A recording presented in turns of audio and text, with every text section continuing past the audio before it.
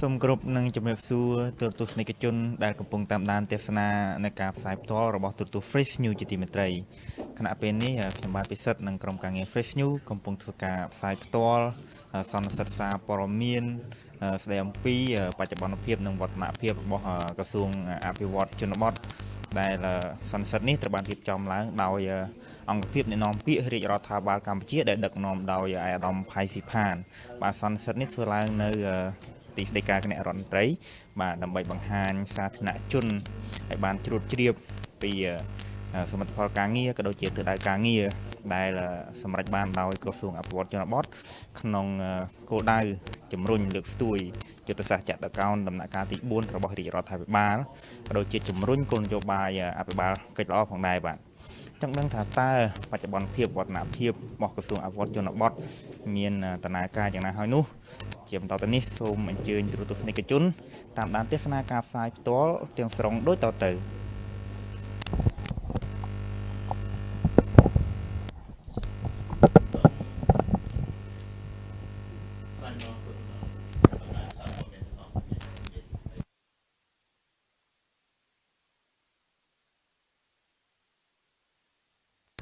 គ្រប់ព្រះអង្គជាទីសក្ការៈក៏ដូចជាបងប្អូនជនរួមជាតិទាំងអស់ជាទីមេត្រីយើងគេទទួលបានព័ត៌មានច្រើនតែគ្រប់ជ្រុងជ្រោយអ្វីដែលជាព្រឹត្តិការណ៍កើតនៅក្នុងរាជាណាចក្រកម្ពុជា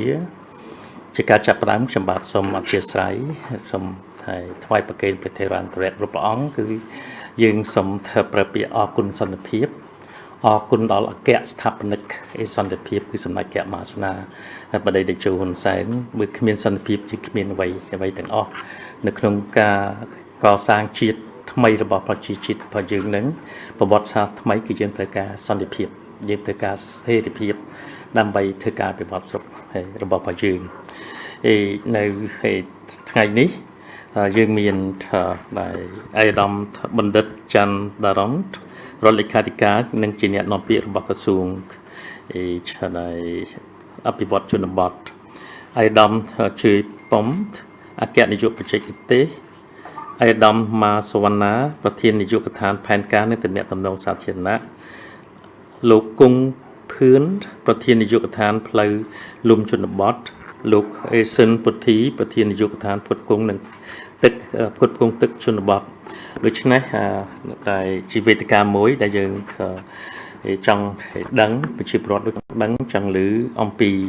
តើអ្វីទៅដែលជាវឌ្ឍនភាពនៅឆ្នាំ2019របស់ក្រសួងអភិវឌ្ឍជនបទនិងទិសដៅការងារថ្មីនៅក្នុងឆ្នាំ2020នេះឯងនេះជា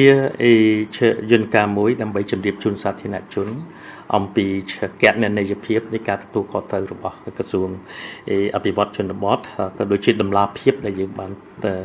រៀបចំជូនហើយបន្ថែមនឹងទៀតនឹងក៏ចង់បានជម្រាបជូនសាធារណជនថ្វាយប្រគេនព្រះថេរានុព្រះគ្រប់ព្រះអង្គអំពីអ្វីទៅដែលជាកម្មវិធីដែលផ្លូវតាមជនបទផ្លូវលំផ្លូវអីវ៉ាន់ដើម្បីឲ្យសាធារណជនលោក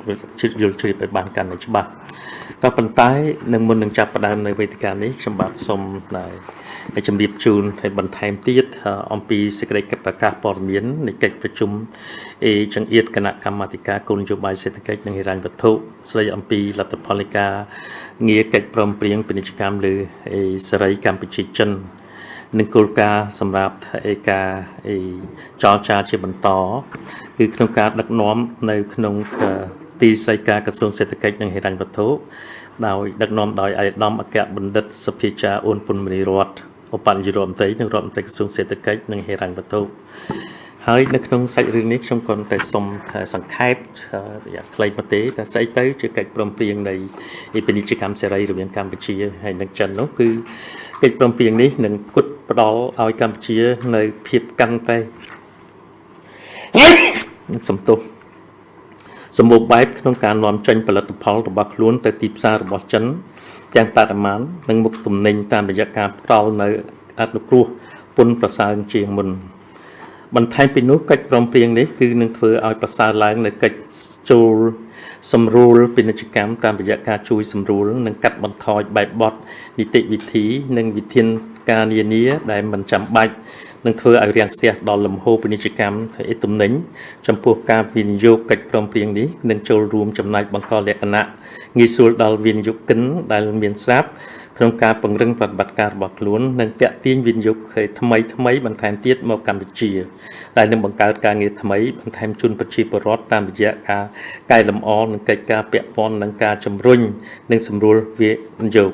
កត្តាទាំងអស់នេះនឹងចូលរួមចំណែកក្នុងការអភិវឌ្ឍ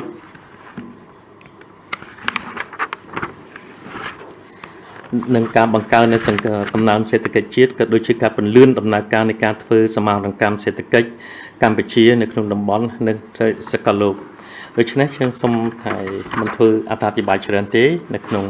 យើងបានបញ្យល់ម្ដងរួចស្រេចទៅហើយអំពីពាណិជ្ជកម្មសេរីរវាងកម្ពុជាជាមួយនឹងចិនគឺយើងបង្កើនទីផ្សារដែលយើងអាចនាំរបស់របស់យើងហើយកាត់បន្ថយនៅលក្ខខណ្ឌមួយចំនួនបានយ៉ាងច្រើនដើម្បីនាំចេញទៅខាងចិនក៏នាំចូលមកកម្ពុជានោះនឹងបន្ថែមទៅទៀតដែលរវាងចិននៅជាមួយនឹងអាស៊ានដូច្នេះច្រកដែលចូលទៅទីផ្សារចិនជាមានពីរគឺមួយជាដែលពហុភាគីជាមួយនឹងអាស៊ានគឺយើងបានកូតាខ្លះពីអាស៊ានចែកចាយគ្នាទៅចែកទៅចិនហើយបន្ថែមមកទៀតហ្នឹងគឺយើងទទួលបានផ្ទាល់រវាងចិននិងកម្ពុជានៅក្នុងពាណិជ្ជកម្មសេរីដូច្នេះយើងផលរំពឹងទុករបស់យើងមានកំណើនការនាំចេញច្រើនកំណើននិងជីវភាពប្រជាពលរដ្ឋយើងតាមរយៈពាណិជ្ជកម្មនេះឯងហើយដើម្បីបន្តទៀតហ្នឹងសូមអញ្ជើញអាយដាមបណ្ឌិតច័ន្ទដរងរដ្ឋលេខាធិការនិងជាអ្នកនាំពាក្យរបស់ក្រសួងអភិវឌ្ឍនិងជនបទសូមគោរពអញ្ជើញតាម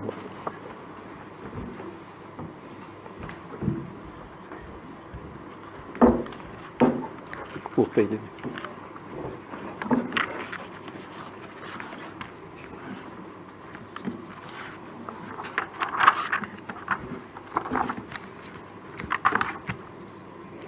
ជីវធម្មខ្ញុំសូមសម្ដែងនៅគិរិយាកិច្ចដ៏ខ្ពង់ខ្ពស់បំផុតជូនសម្ដេចអគ្គមហាសេនាបតីតេជោហ៊ុនសែននាយករដ្ឋមន្ត្រីនៃប្រជាជាតិកម្ពុជាសូមគោរពសម្ដេចអាយដាមលោកជំទាវអស់លោកលោកស្រីបងប្អូនប្រជាពលរដ្ឋកម្ពុជាទាំងអស់ជាទីគោរពនិងជាទីរាប់អានអំពីខ្ញុំសូមគោរពអាយដាមផៃសិផានរដ្ឋមន្ត្រីប្រតិភូអមនាយករដ្ឋមន្ត្រីនិងជាប្រធានអង្គភិបអ្នកនាំពាក្យរដ្ឋាភិបាលជាទីគោរពសូមគោរពអាយដាមលោកជំទាវអស់លោកលោកស្រីដែលមានវត្តមាននៅទីនេះព្រមជាមួយនឹងអស់លោកលោកស្រីដែលជា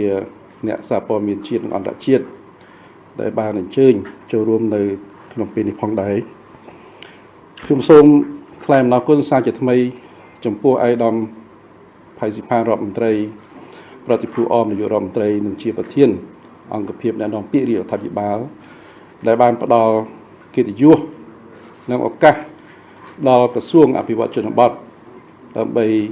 ចូលរួមក្នុងវេទិកានៅព្រឹកនេះក្នុងការចែករំលែកនៅព័ត៌មានទាំងឡាយដែលពាក់ព័ន្ធជាមួយនឹងការងាររបស់ក្រសួងអភិវឌ្ឍជនបទហើយក្នុងនេះក៏សូមថ្លែងអំណរគុណផងដែរចំពោះអាយដាមបណ្ឌិតអូក្រាប៊ុនរដ្ឋមន្ត្រីក្រសួងអភិវឌ្ឍជនបទដែលបានអនុញ្ញាតឲ្យខ្ញុំបាទចូលរួមជាវាគ្មិនជាមួយនឹងសហការីរបស់ខ្ញុំដែលមានវត្តមាននៅទីនេះដើម្បីបង្ហាញជូនអំពីការងារមួយចំនួនដែលមានការពាក់ព័ន្ធទៅជាមួយនឹងសមត្ថកិច្ចរបស់ក្រសួងអភិវឌ្ឍជនបទក្នុងនោះយើងដឹងថារាជរដ្ឋាភិបាលកម្ពុជាដែលដឹកនាំប្រកបដោយគតិបណ្ឌិតរបស់សម្ដេចអគ្គមហាសេនាបតីតេជោហ៊ុនសែននាយករដ្ឋមន្ត្រីនៃប្រជាជាតិកម្ពុជាបានការពារនិងរក្សាបានយ៉ាងរឹងមាំនៅសុខសន្តិភាពស្ថិរភាពនយោបាយនិងសេដ្ឋកិច្ចសន្តិសុខសណ្ដាប់ធ្នាប់សាធារណៈសម្រាប់បានជោគជ័យយ៉ាងធំធេងនៅក្នុងការអភិវឌ្ឍប្រទេសជាតិធ្វើឲ្យប្រទេសជាតិរបស់យើងមានការរីកចម្រើនលើគ្រប់វិស័យដែលបាននាំមកនៅភាពសម្បូរសប្បាយសម្រាប់ជីវភាពរស់នៅរបស់បងប្អូនប្រជាជនយើងហើយកត្តាសិទ្ធិមនុស្សនិងកិច្ចការភាពជាតិត្រូវបានលើកកម្ពស់ទាំងក្នុងតំបន់និងលើឆាកអន្តរជាតិដំណើរការអនុវត្តយុទ្ធសាស្ត្រចតុកោណដំណាក់កាលទី4ត្រូវបានជំរុញយ៉ាងខ្លាំងក្លាដើម្បីឈានឆ្ពោះទៅសម្រាប់បានក្នុងវិស័យចក្ខុវិស័យកម្ពុជាឆ្នាំ2020 នឹងក្លាយជាប្រទេសដែលមានចំណូលមធ្យមកម្រិតខ្ពស់នៅឆ្នាំ2050ក្លាយជាប្រទេសដែលមានចំណូលខ្ពស់ជាមួយគ្នានេះដែរក្រសួងអភិវឌ្ឍជនបទបានរួមចំណែកយ៉ាងសកម្មនៅក្នុងក្របខ័ណ្ឌការងារនិងបេសកកម្មរបស់ខ្លួនដើម្បីចូលរួមចំណែកក្នុងការអនុវត្តនៃគោលនយោបាយផ្សេងៗក៏ដូចជាចតុកោណដំណាក់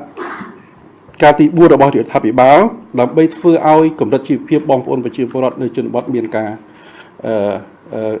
កើនឡើងហើយសេដ្ឋកិច្ចនៅជនបទក៏មានការរីកចម្រើនជាងនេះទៅទៀតគឺថានៅជនបទបច្ចុប្បន្នយើងឃើញថាមានលំនៅឋានសមរម្យបាទមានចរន្តអគ្គិសនីមានទឹកស្អាតមានបង្គន់អនាម័យមានផ្លូវគមនាគមន៍ប្រព័ន្ធព័ត៌មានកាន់តែសម្បូរបែបដែលកំពុងនាំមកនៅរបៀបរស់នៅដែលមានលក្ខណៈកាន់តែស៊ីវិល័យប្រហាក់ប្រហែលទៅនឹងទីប្រជុំជនយើងឃើញថាទាំងសម្លៀកបំពាក់តាំងពីរបស់បបប្រើប្រាស់នៅជនបទហ្នឹងគឺมันមានលក្ខណៈខុសឆ្ងាយពីប្រជាពលរដ្ឋដែលរស់នៅតំបន់ទីប្រជុំជនទេហើយយើងពិនិត្យឃើញទៀតថានៅតំបន់ជនបទលើនេះនៅតាមផ្ទះបងប្អូនប្រជាពលរដ្ឋមួយចំនួនហ្នឹងគាត់មានទូទឹកកកហើយគាត់ក៏មានឆ្នាំងបាយអគ្គិសនីនេះគឺដោយសារតែមានការរីកចម្រើនច្រើននៅឯតំបន់ជនបទជាមួយគ្នានេះគឺក្រសួងអភិវឌ្ឍជនបទបានខិតខំធ្វើកិច្ចការងារច្រើននៅពេលកន្លងមកក៏ដូចជាឆ្នាំ2019តាមរយៈនៃការរៀបចំសន្និបាតបូកសរុបលទ្ធផលការងាររបស់ក្រសួងកាលពីឆ្នាំ2019នេះហើយនឹងរៀបចំទិសដៅសម្រាប់ការងារអនុវត្តបន្តនៅឆ្នាំ2020ក្រសួងយើងបានរៀបចំសន្និបាតបូកសរុបកាលពីថ្ងៃទី29ខែមករាឆ្នាំ2020ដែលបានដំណើរការរបៀបវរៈដូចដែលបានគ្រោងទុកហើយក៏មានការចូលរួមពីសំណាក់ឯកឧត្តមលោកជំទាវលោកលោកស្រីថ្នាក់ដឹកនាំនិងមន្ត្រីរាជការរបស់ក្រសួងក៏ដូចជាស្ថាប័នពាក់ព័ន្ធថ្នាក់ជាតិក៏ដូចជាថ្នាក់ក្រោមជាតិចូលរួមផងដែរហើយក្នុងនោះក៏មានដៃគូអភិវឌ្ឍអង្គការជាតិនិងអង្គការអន្តរជាតិសរុបប្រមាណជា800នាក់ដែលយើងធ្វើបាទនៅក្នុងឆ្នាំ2019នេះគឺក្រសួងបានកំណត់យកផែនការយុទ្ធសាស្ត្រអភិវឌ្ឍជនបទឆ្នាំ2019-2023ដែលក្រសួងយើងបានរៀបចំហើយយើងចាប់ផ្ដើមជាឆ្នាំទី1ក្នុងការអនុវត្តនៅផែនការយុទ្ធសាស្ត្រអភិវឌ្ឍជនបទនេះជាគោលការណ៍សម្រាប់អនុវត្តប្រចាំឆ្នាំដែលបានកំណត់កម្មវិធីយុទ្ធសាស្ត្រនេះគឺក្រសួងបានរៀបចំនៅ4ចំណុចសំខាន់គឺទី1គឺការពង្រឹងស្ថាប័នការអភិវឌ្ឍសមត្ថភាពនិងធនធានមនុស្សទី2គឺអភិវឌ្ឍហេដ្ឋារចនាសម្ព័ន្ធរូបវន្តនិងគមនាគមន៍ទី3គឺលើកកម្ពស់លក្ខខណ្ឌនៃការរស់នៅរបស់សហគមន៍ជនបទនិងទី4គឺការធ្វើពិពិធកម្មសកម្មភាពសេដ្ឋកិច្ចនៅតាមតំបន់ជនបទនេះគឺជាផែនការយុទ្ធសាស្ត្រសម្រាប់អភិវឌ្ឍជនបទដែលក្រសួងអភិវឌ្ឍជនបទបានដោតនិងអនុវត្តជាឆ្នាំទី1នៅឆ្នាំ2019នេះតែម្ដងជាមួយគ្នានោះគឺសន្និបាតរបស់យើងបានធ្វើការពិភាក្សានិងបានអនុម័តទៅលើសេចក្តីព្រាងរបាយការណ៍បូកសរុបលទ្ធផលការងារនៅឆ្នាំ2019ហើយនឹងលើកទិសដៅឆ្នាំ2020ដោយដែលនឹងមានខ្លឹមសារសំខាន់ដែលខ្ញុំបាទនឹងជម្រាបជូននៅខាងក្រោមទី1ដែលពាក់ព័ន្ធទៅជាមួយនឹងការពង្រឹងស្ថាប័នអភិវឌ្ឍសមត្ថភាពនិងធនធានមនុស្សនេះគឺក្រសួងទី1ពាក់ព័ន្ធនឹងការពង្រឹងស្ថាប័នគឺក្រសួងអភិវឌ្ឍជនបទបានធ្វើកំណែទម្រង់ផ្ទៃក្នុងផងហើយនឹងបានចូលរួមក្នុងដំណើរការអនុវត្តនៅកម្មវិធីកំណែទម្រង់របស់រដ្ឋាភិបាលផងដែលក្នុងនោះយើងឃើញថាមានទី1គឺពាក់ព័ន្ធជាមួយនឹងការស្រាវជ្រាវការកែសម្រួលនៅលិខិតបទដ្ឋានគតិយុត្តដែលមានស្រាប់ហើយនឹងរៀបចំបង្កើតថ្មីដែលមានលក្ខណៈគ្របដណ្ដប់ទៅលើការងារជំនាញរបស់អង្គភាព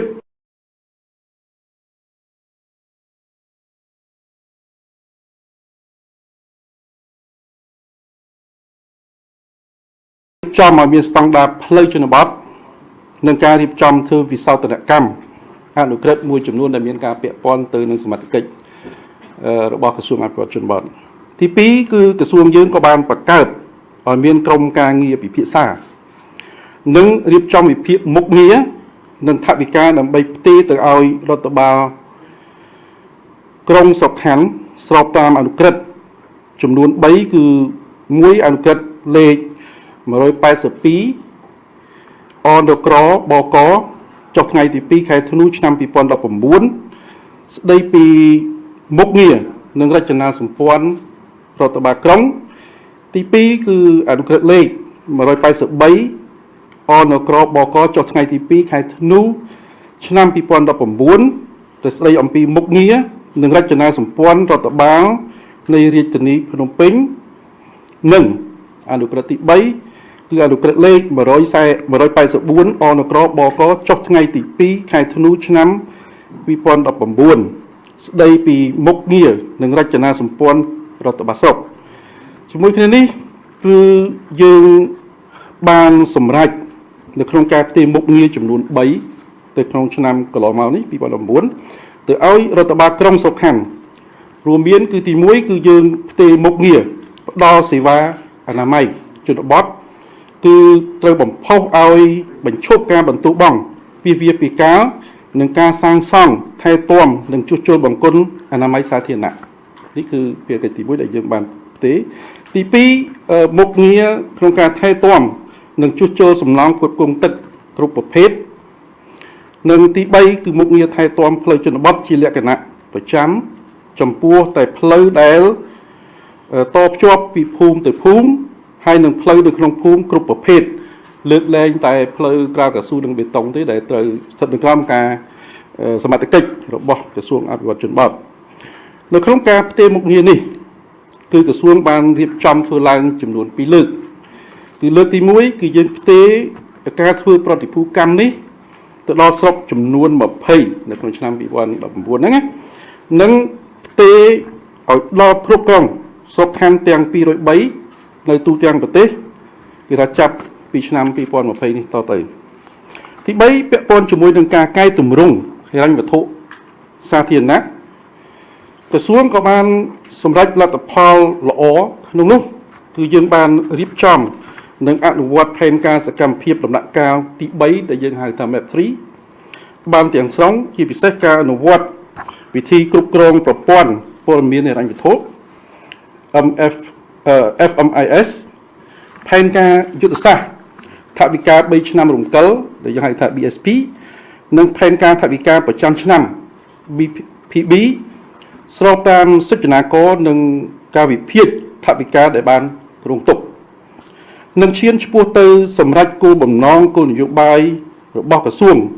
និងយុទ្ធសាស្ត្រចតុកោណដំណាក់កាលទី4របស់រាជរដ្ឋាភិបាលកម្ពុជាទី4ពាក់ព័ន្ធជាមួយនឹងដំណើរការកសាងរដ្ឋបាលមួយឲ្យកាន់តែមានភាពឆ្លើយតប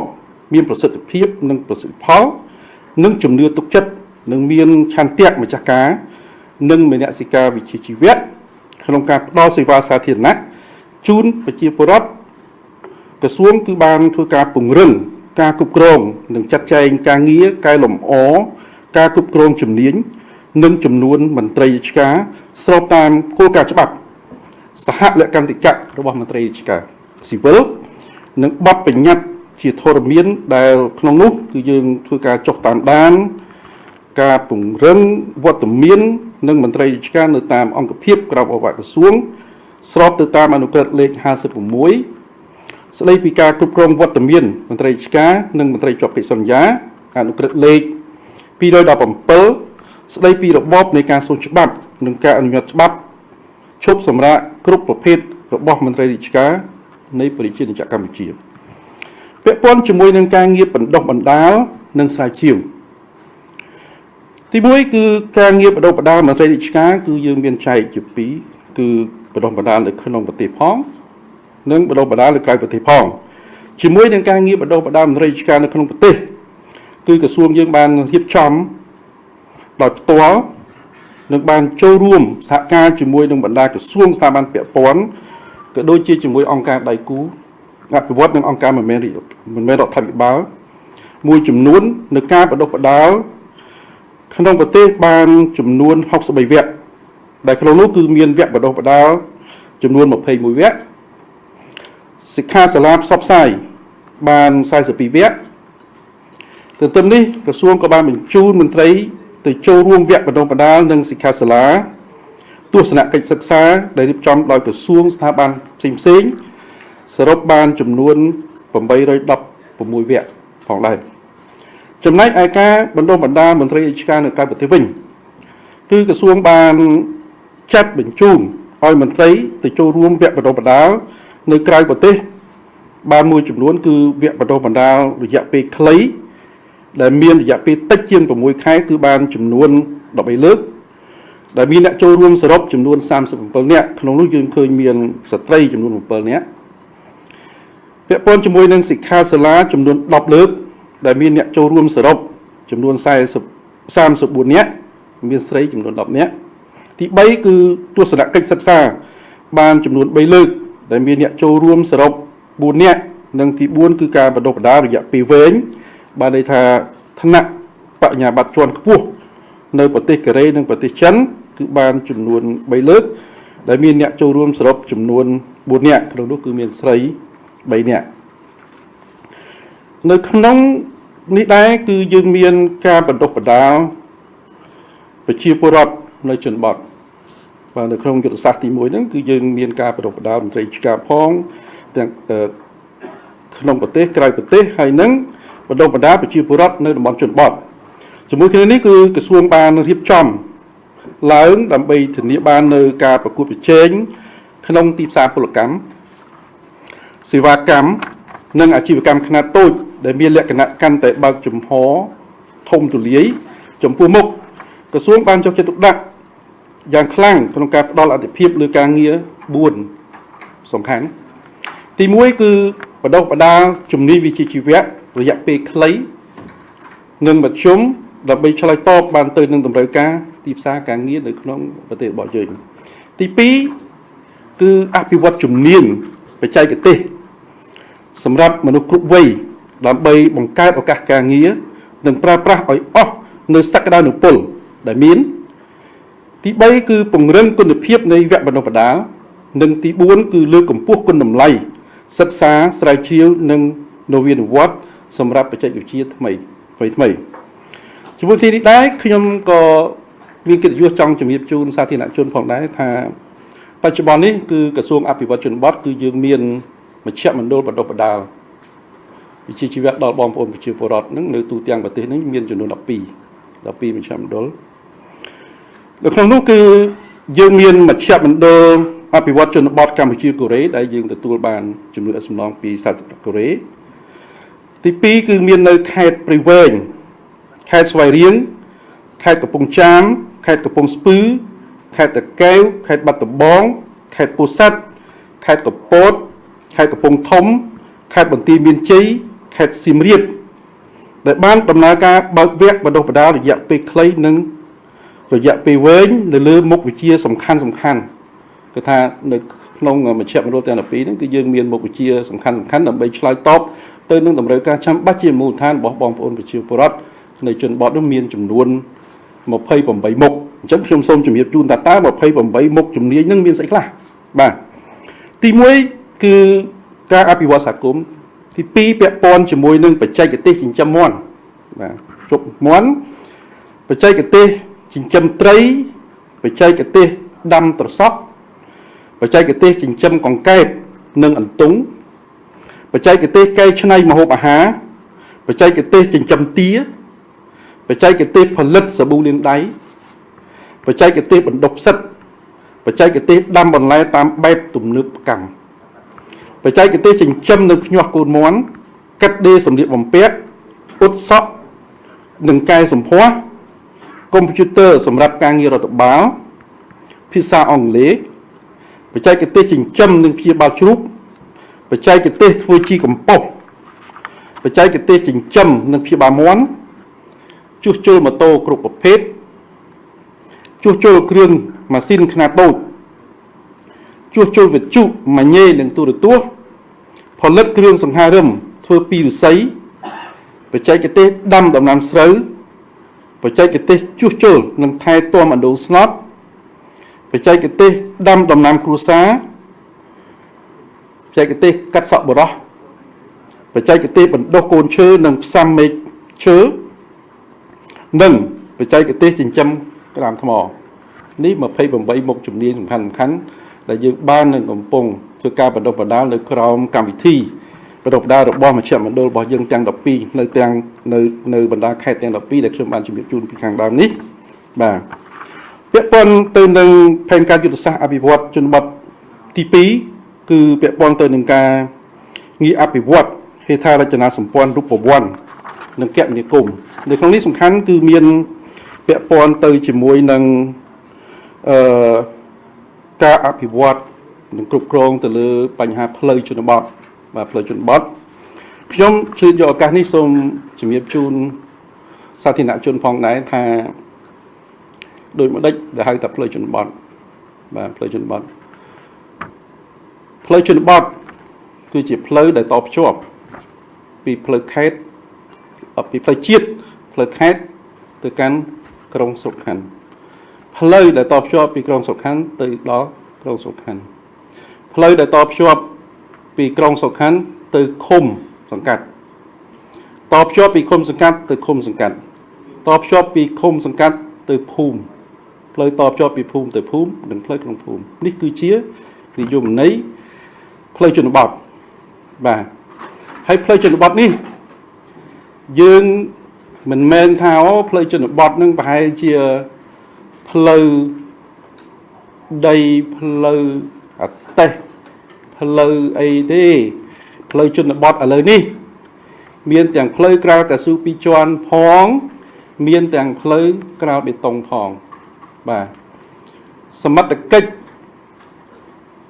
ទទួលខុសត្រូវផ្លូវថ្នល់នៅកម្ពុជានេះគឺយើងមាន2ស្ថាប័ន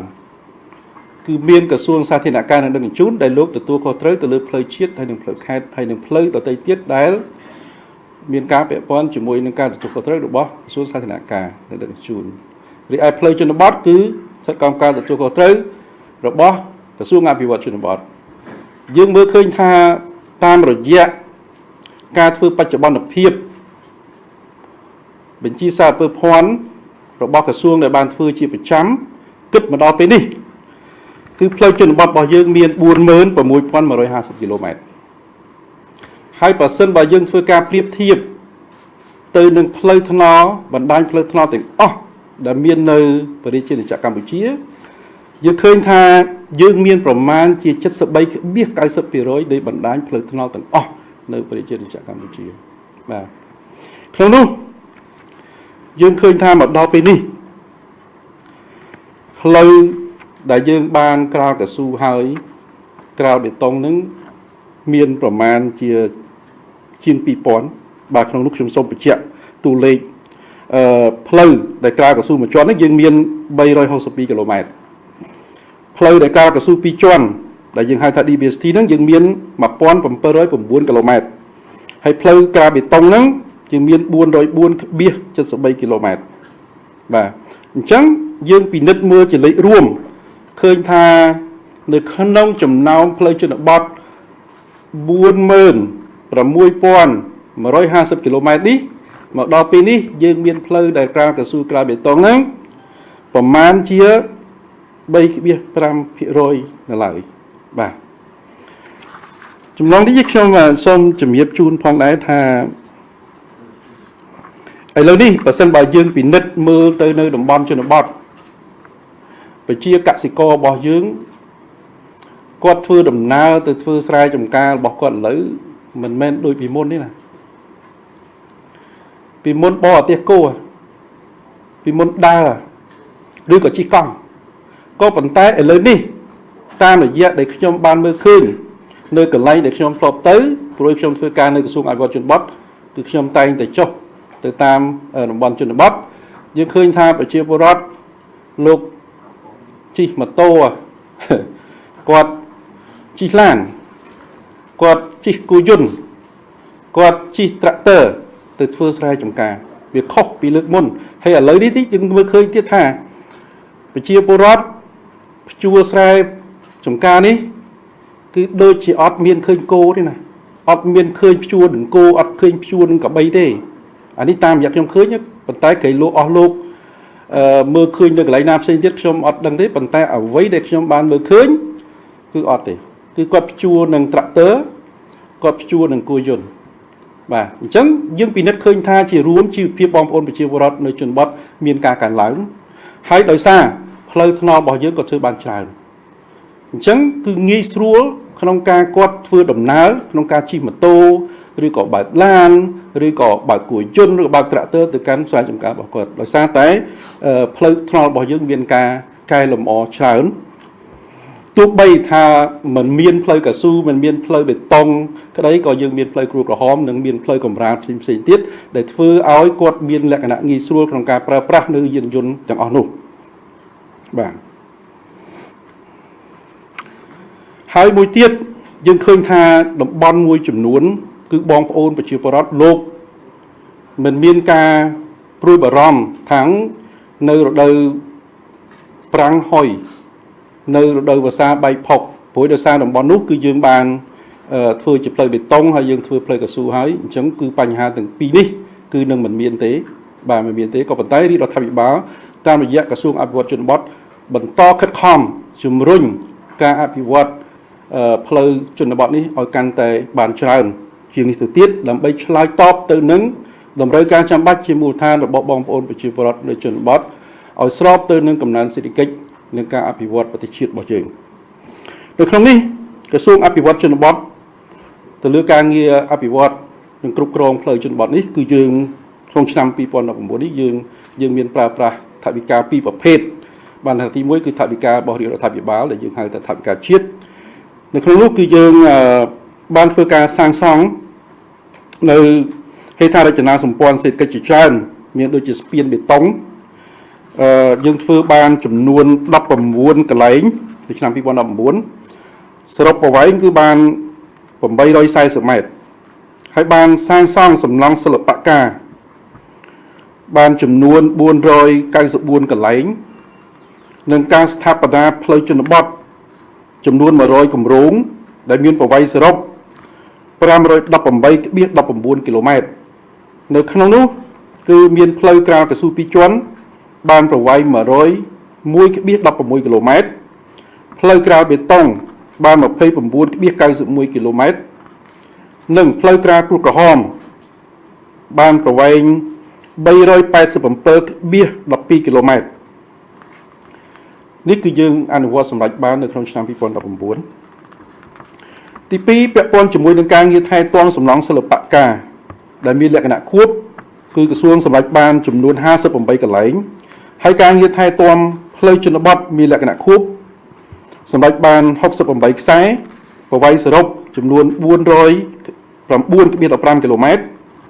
ដែលក្នុងនោះមានផ្លូវក្រាលគ្រួក្រហមប្រវែង395.63 គីឡូម៉ែត្រនិងផ្លូវក្រាលកៅស៊ូ2ជាន់បានប្រវែង13.52 គីឡូម៉ែត្រសូមបញ្ជាក់បន្តិចថាចំពោះថវិកាជាតិដែលយើងមកប្រើប្រាស់នេះគឺយើងមានយកមកសម្រាប់ការធ្វើថ្មីការកែលម្អហើយនឹងការថែទាំបាទខែថែទាំមិននេះគឺការថែទាំជាលក្ខណៈខួបបើន័យថាយើងធ្វើ3ឆ្នាំម្ដងបាទធ្វើ3ឆ្នាំម្ដង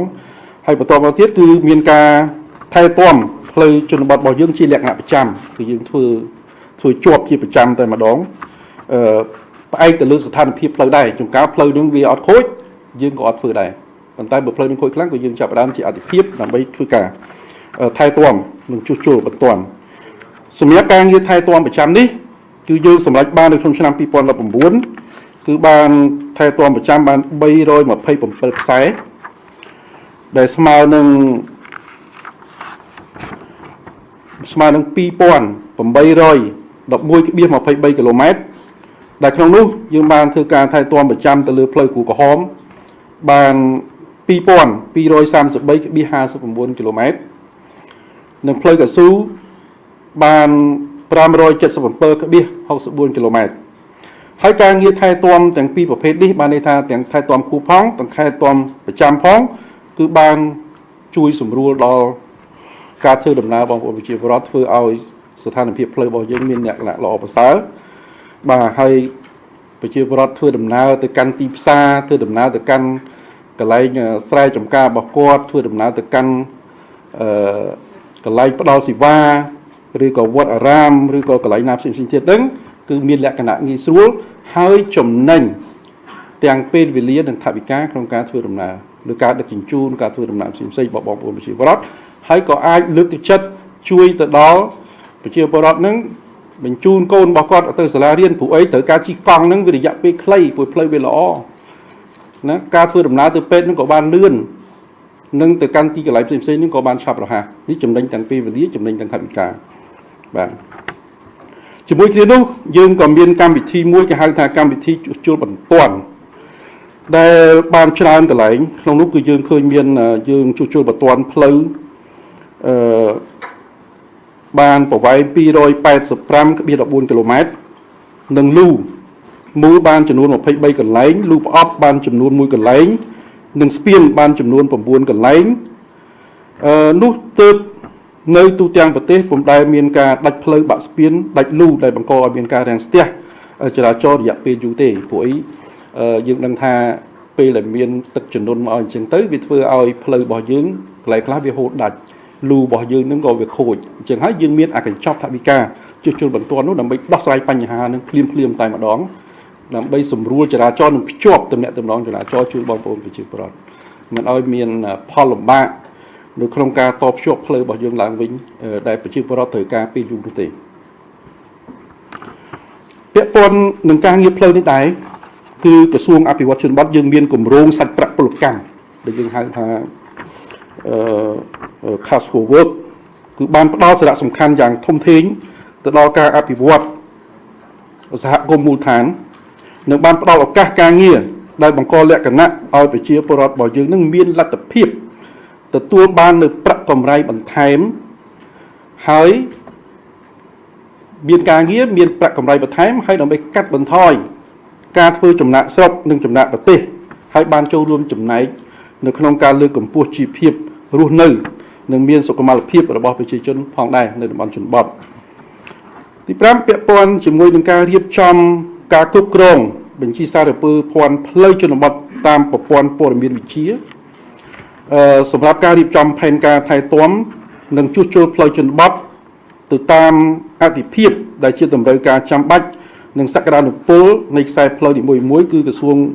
បានសម្រេចបានគិតមកដល់ចុងឆ្នាំ2019នេះគឺយើងសម្រេចបាន 85% ហើយអញ្ចឹងប្រព័ន្ធគ្រប់គ្រងនេះគឺថាយើងគ្រោងនឹងធ្វើបញ្ចប់នៅខែមិនិនាឆ្នាំ2020គឺថាប្រព័ន្ធនេះគឺមានលក្ខណៈជួយយើងបានច្រើនណាស់ក្នុងការរៀបចំគណនាតម្លៃសម្រាប់ធ្វើការជួសជុលនិងថែទាំផ្លូវជនបទរបស់យើងទី6ពាក់ព័ន្ធជាមួយនឹងការងារផ្គត់ផ្គង់ទឹកជនបទខ្ញុំសូមបញ្ជាក់បន្តិចថាការងារផ្គត់ផ្គង់ទឹកជនបទនេះសំខាន់ណាស់បាទសម្រាប់បងប្អូនប្រជាពលរដ្ឋរបស់យើងនៅតំបន់ជនបទគឺគាត់ត្រូវការទឹកសម្រាប់ប្រើប្រាស់និងបរិភោគនិងប្រើប្រាស់អញ្ចឹងអាបរិភោគនេះគឺទី1ប្រើប្រាស់ទី2បាទឥឡូវនេះ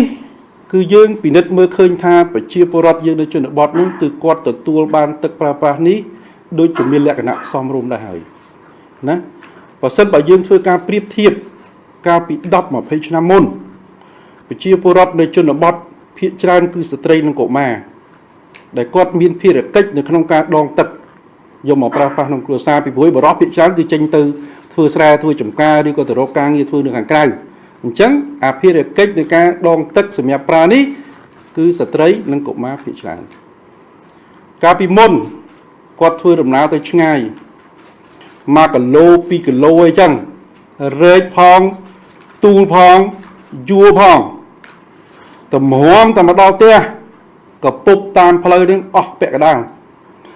ទឹកបានមកដល់ផ្ទះហ្នឹងទុកប្រើប្រាស់ហ្នឹងសម្រាប់តែហូបហើយដាំស្លតិចតួចក៏ប៉ុន្តែឥឡូវនេះយើងឃើញថាការផ្ដល់ការផ្គត់ផ្គង់ទឹកនៅជនបទមានការប្រែប្រួលច្រើនតាមរយៈវេទិកាសាធារណៈកន្លែងខ្លះប្រជាពលរដ្ឋលោកត្រូវការទឹកដែរប៉ុន្តែមិនមែនទឹកដងទេមិនមែនទឹកស្រះទេមិនមែនទឹកត្រពាំងទេគឺទឹកតាមទុយូគេយល់អញ្ចឹងតម្រូវការរបស់គាត់មានការប្រែប្រួលដោយសារតែការផ្ដល់សេវារបស់យើងគឺបានច្រើនបាទក៏ប៉ុន្តែទោះបីយ៉ាងណាក៏ដោយវាអត់ទាន់ គ្រប់ទេតម្រូវការរបស់គាត់ក៏ប៉ុន្តែយើងបានចូលរួមកាត់បន្ថយនៅក្នុងកម្រិតអតិបរមារួចហើយយើងនឹងបន្តធ្វើកិច្ចការងារនេះតទៀតពាក់ព័ន្ធជាមួយនឹងការគ្រប់គ្រងទឹកនេះគឺក្រសួងអភិវឌ្ឍជនបទបានសាងសង់នៅហេដ្ឋារចនាសម្ព័ន្ធសង្គមកិច្ចសម្រាប់គ្រប់គ្រងទឹកនៅជនបទជាច្រើនកន្លែងដែលមានលក្ខណៈធន់នឹងការប្រែប្រួលអាកាសធាតុនៅទូទាំងប្រទេសប្រកបដោយប្រសិទ្ធភាពនិងបានទាន់ពេលវេលាពិសេសនៅក្នុងអំឡុងពេលដែលជួបគ្រោះរាំងស្ងួតនៅគ្រប់រដូវកាលក្រសួងបានធ្វើការសាងសង់អណ្ដូងស្នប់គ្រប់ប្រភេទនៅឆ្នាំ2019នេះគឺបាន3607អណ្ដូងយើងបានជួសជុលអណ្ដូងទឹកដែលខូចគ្រប់ប្រភេទបានចំនួន1156អណ្ដូងសាងសង់និងស្ដារស្រះទឹកសហគមន៍ប្រើប្រាស់បានចំនួន222ស្រះនៅតាមតំបន់ជនបទដែលពុំអាចជីកអណ្ដូងបានសូមបញ្ជាក់តនេះបន្តិចគឺថាស្ថានភាពភូមិសាស្ត្រនៅប្រជាជាតិកម្ពុជារបស់យើងនេះវាអត់ដូចគ្នាទេនៅតាមបណ្ដាខេត្តមួយចំនួននិងតំបន់មួយចំនួនកន្លែងខ្លះយើងក៏ជីកអណ្ដូងបានទៅកន្លែងខ្លះយើងក៏ជីកអណ្ដូងអត់បានឬក៏កន្លែងខ្លះជីកបានក៏ប៉ុន្តែជំរឿននឹងបតង់ទៅដល់100ម៉ែត្រឬក៏150ម៉ែត្រពេលខ្លះជីកបានទឹកហើយទឹកនឹងប្រើមិនកើតទៀតដោយសារមានសារធាតុគីមីខ្លះដែលធ្វើឲ្យរសជាតិទឹកឬក៏ទឹកនឹងមិនអាចប្រើប្រាស់បានអញ្ចឹងហើយបានជាក្រសួងយើងមានជំរឿនផ្សេងៗច្រើនទៀតដូចជាតំបន់ដែលពិបាកក្នុងការរកទឹកក្រោមដីយើងធ្វើស្រះជីកស្រះហើយកន្លែងខ្លះទៀតអាជីកស្រះនឹងមិនបានអញ្ចឹងយើងត្រូវធ្វើអាងត្រង់ទឹកភ្លៀងឬអីផ្សេងៗទៀតខ្ញុំនឹងជម្រាបជូននៅសមិទ្ធផលដែលយើងបានធ្វើកន្លងមកនៅតំបន់ដែលពុំអាចជីកអណ្ដូងបានយើងសាងសង់អាងត្រង់ទឹកភ្លៀងចំណុះ4ម៉ែត្រគីបបានចំនួន66អាងត្រង់ទឹកភ្លៀងចំណុះ10000លីត្របានចំនួន909អាងសាងសង់ពាងត្រង់ទឹកភ្លៀងចំណុះ1000លីត្របានចំនួន60230ពាងសាងសង់អាងចម្រោះទឹកសាធារណៈបានចំនួន4កន្លែងនៅតាមសាលារៀនសាងសង់ធុងចម្រោះទឹកធ្វើពីបេតុងបានចំនួន21306ធុងសម្រាប់ចែកតាមគ្រួសារក្រីក្រសាងសង់ប្រព័ន្ធចែកចាយទឹកស្អាតតាមទយោជូនសហគមន៍បានចំនួន213កន្លែងសាងសង់ស្ថានីយ៍ទឹកស្អាតសម្រាប់ច្រកទឹកដាក់ក្នុងប៊ីដុងចំណុះ30លីត្របានចំនួន11កន្លែងសាងសង់ទំនប់បង្ហៀសម្រាប់ស្រោចស្រពច្បារដំណាំបានចំនួន21កន្លែងនិងផ្ដល់ធុងដាក់ទឹកហូបចំណុះ20លីត្របានចំនួន7547គ្រួសារនេះគឺពាក់ព័ន្ធជាមួយនឹងបញ្ហាទឹកស្អាតនេះបាទទី7ពាក់ព័ន្ធជាមួយនឹងការងារលើកកម្ពស់អនាម័យជនបទការលើកកម្ពស់អនាម័យជនបទនេះគឺយើងបានយកចិត្តទុកដាក់ខ្លាំងជាក់ស្ដែងនៅក្នុងឆ្នាំ2019នេះគឺការងារនេះយើងសម្រេចបានលទ្ធផលច្រើនក្នុងនោះគឺទី1គឺយើងបានធ្វើការបំផុសដល់បងប្អូនប្រជាពលរដ្ឋនៅតាមតំបន់ជនបទហ្នឹងឲ្យគាត់ចូលរួមក្នុងការសាងសង់បង្គន់អនាម័យដល់សហគមន៍តាមភូមិគោលដៅនឹងបានវាយតម្លៃនៅក្នុងខេត្តបានចំនួន12គឺនៅក្នុងខេត្តកែបកោះកុងកញ្ចេះប៉ៃលិនឧត្តរមានជ័យខេត្តសៀមរាបកំពង់ចាមកំពង់ស្ពឺកំពង់ឆ្នាំងស្វាយរៀងត្បូងឃ្មុំនិងខេត្តព្រះសីហនុដែលមានប្រជាពលរដ្ឋចូលរួមនៅក្នុងការផ្សព្វផ្សាយនឹងជំរុញនេះគឺមានចំនួន3776គ្រួសារបាទឃើញមានការចូលរួមច្រើនទី2គឺយើងបំផុសទៅលើការងារសាងសង់បង្គន់អនាម័យចាក់ទឹកតាមផ្ទះឯកជន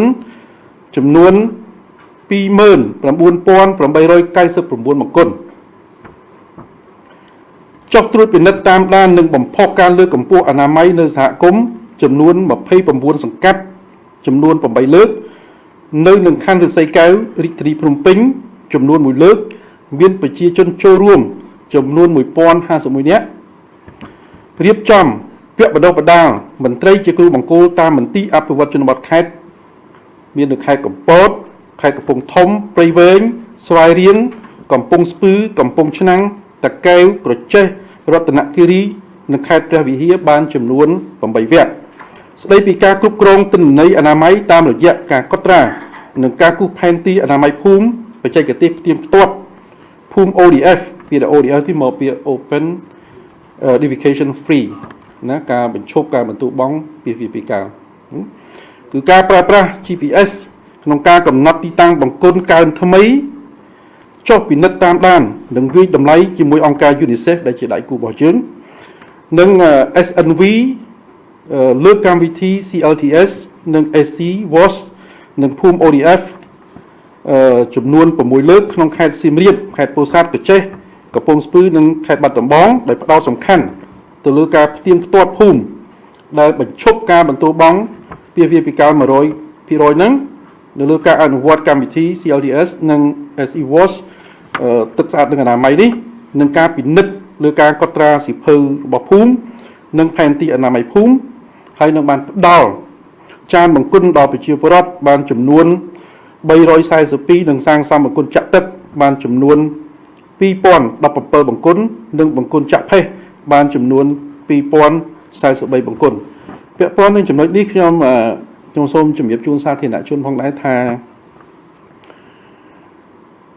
ការប្រើប្រាស់បង្គន់អនាម័យនេះវាជាចំណុចសំខាន់យើងទម្លាប់ពីណាពីណីមកអញ្ចឹងទៅវាជាតែមានទម្លាប់មួយថាបត់ជើងបត់ដៃហ្នឹងនៅកពតព្រៃកពតអីនឹងក្រោយផ្ទះនោះបាទអ្នកខ្លះទៅក៏យល់ដឹងទៅក៏នាំទៅជីកប់ក៏ប៉ុន្តែអាការបត់ដៃបត់ជើងពីការនេះអាការជីកប់នេះយើងពិនិត្យទៅឃើញថាវាមិនល្អវាមានផលប៉ះពាល់អវិជ្ជមានទៅដល់សុខភាព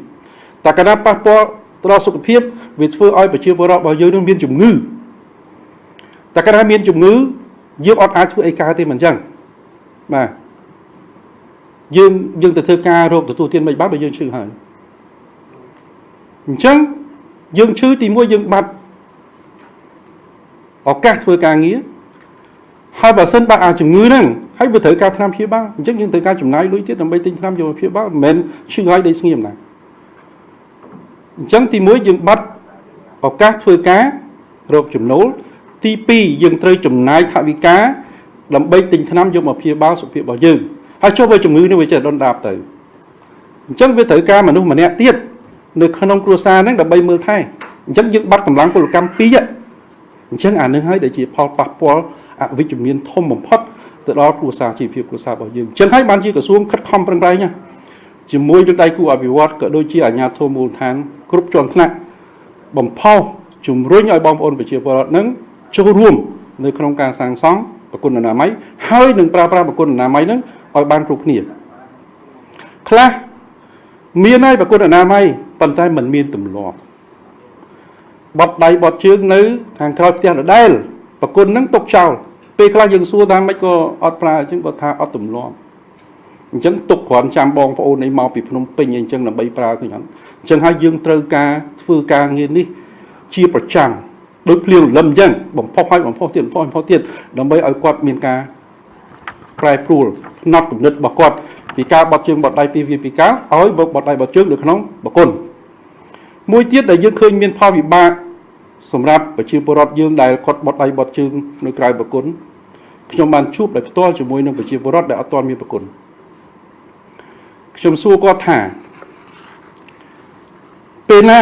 ដែលទៅបត់ដៃបត់ជើងនឹងគាត់ថាជួនកាលងើបពីព្រឹកទៅបាទងើបពីព្រឹកទៅខ្លាចគេឃើញអញ្ចឹងពេលខ្លះគាត់ត្រូវបខំចិត្តងើបទៅពីព្រឹកបន្តិចទី1ទី2គាត់ថាពេលខ្លះហ្នឹងក៏ចេះតែទ្រាំទៅចាំដល់ម៉ោងដែលយើងទៅធ្វើស្រែធ្វើចំការហ្នឹងយើងទៅបត់ជើងនៅនោះហ្មងទៅព្រោះមានព្រៃព្រោះផ្ទះគាត់នឹងក្រោយនោះវាអត់មានព្រៃអត់មានកពតអីទេបាទឃើញផលវិបាកអញ្ចឹងខ្ញុំសួរគាត់ខ្ញុំថាចុះសម្រាប់ឪពុកម្ដាយយើងឬក៏ជីតារបស់យើងដែលរស់នៅជាមួយយើងសពថ្ងៃដែលគាត់មានវ័យចំណាស់ដែលគាត់មានការលំបាកក្នុងការធ្វើដំណើរចុះពីលើផ្ទះ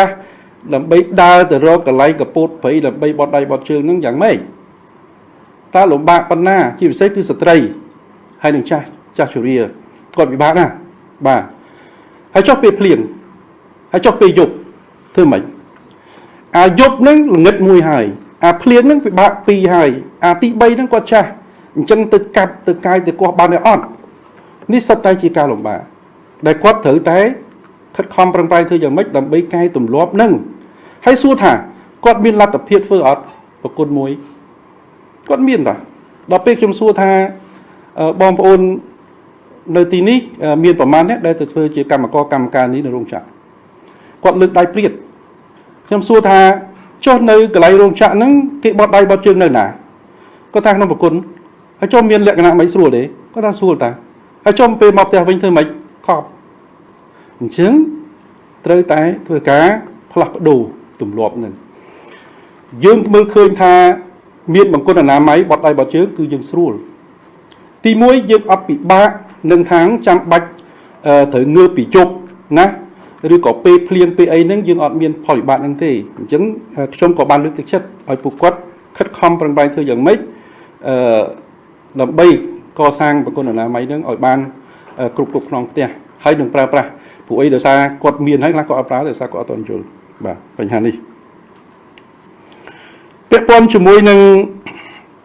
biết pon chủng môi nâng càng nghe áp vậy tha để cho na sủng pon được phục ní trong ban chủng nghiệp đi khẳng đam tha dương miên thạ bị ca chiết chỉ mỗi khi nâng dương còn miên thạ bị cá sạp bọt bạc cá chỉ mỗi đại cú đẻ của ông đã chiết chứng dương nơi miên đại cú mà chủng nuốn chia ông cả đại cú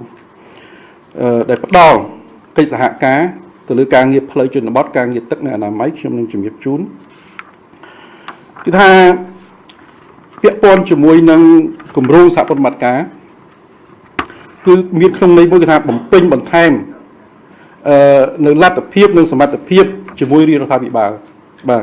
làm bay bao tuần lưới cây sạp bọt mặt cá nơi lứa không bị say chỉ môi đừng đai cu ở phía vót cái đôi chân bẩn đá bẩn chỉ mất lời smart phiếp sọp tam phiếp slau cài tủm rung hàng nóng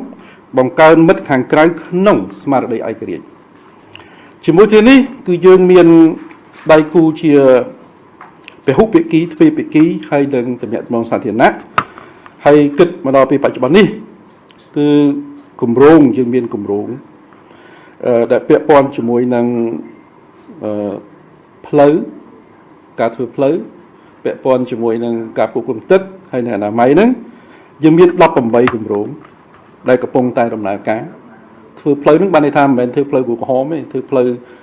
lư cầm rất bị của hóm ở từ từ chỉ phơi cào từ suy bị choán rồi có phơi bị tông và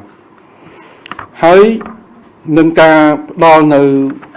sĩ vát của cùng tật át nâng ảnh máy nó không luôn cứ dương miền đôi chia đại cu thông đại cu và thông bảo chứng cứ miền từ này kia áp qua là gì dương miền từ này kia bị phục lốp dương miền munity áp qua các bạn ca sĩ tự ở bọc rễ hay dương miền ADF bọc hàng AFD bọc rắn hay dương miền munity ADF Nordic Development Fund យើងមាន KFW របស់លម៉ង់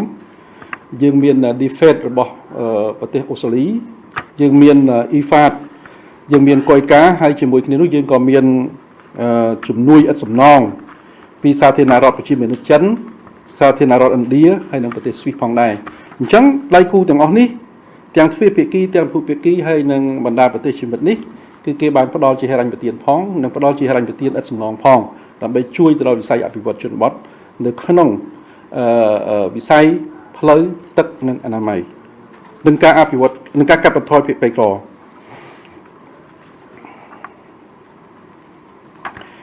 ពាក់ព័ន្ធ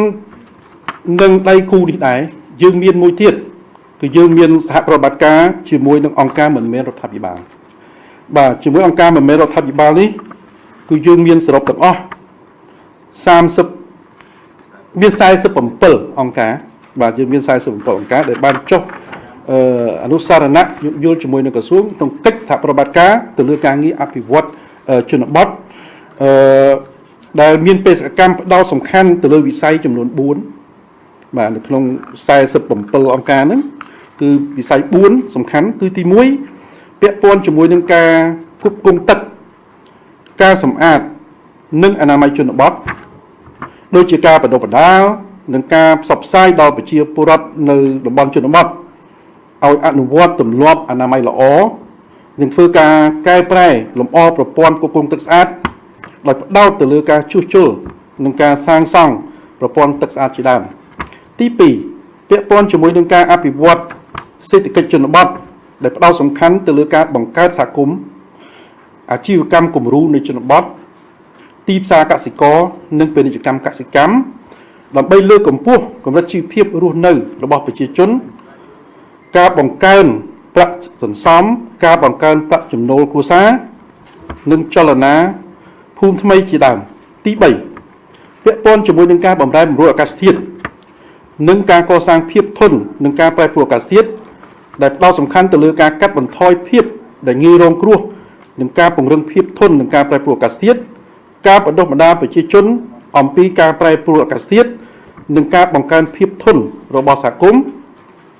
ដែលរងផលប៉ះពាល់ពីការប្រែប្រួលអាកាសធាតុនិងទី4គឺការងារអភិវឌ្ឍសហគមន៍ចម្រុះដែលផ្ដោតសំខាន់ទៅលើការកសាងសមត្ថភាពការបណ្ដុះបណ្ដាលទៅដល់បងប្អូនប្រជាពលរដ្ឋដែលនៅតាមសហគមន៍នឹងដូចជាការអភិវឌ្ឍទៅលើវិស័យកសិកម្ម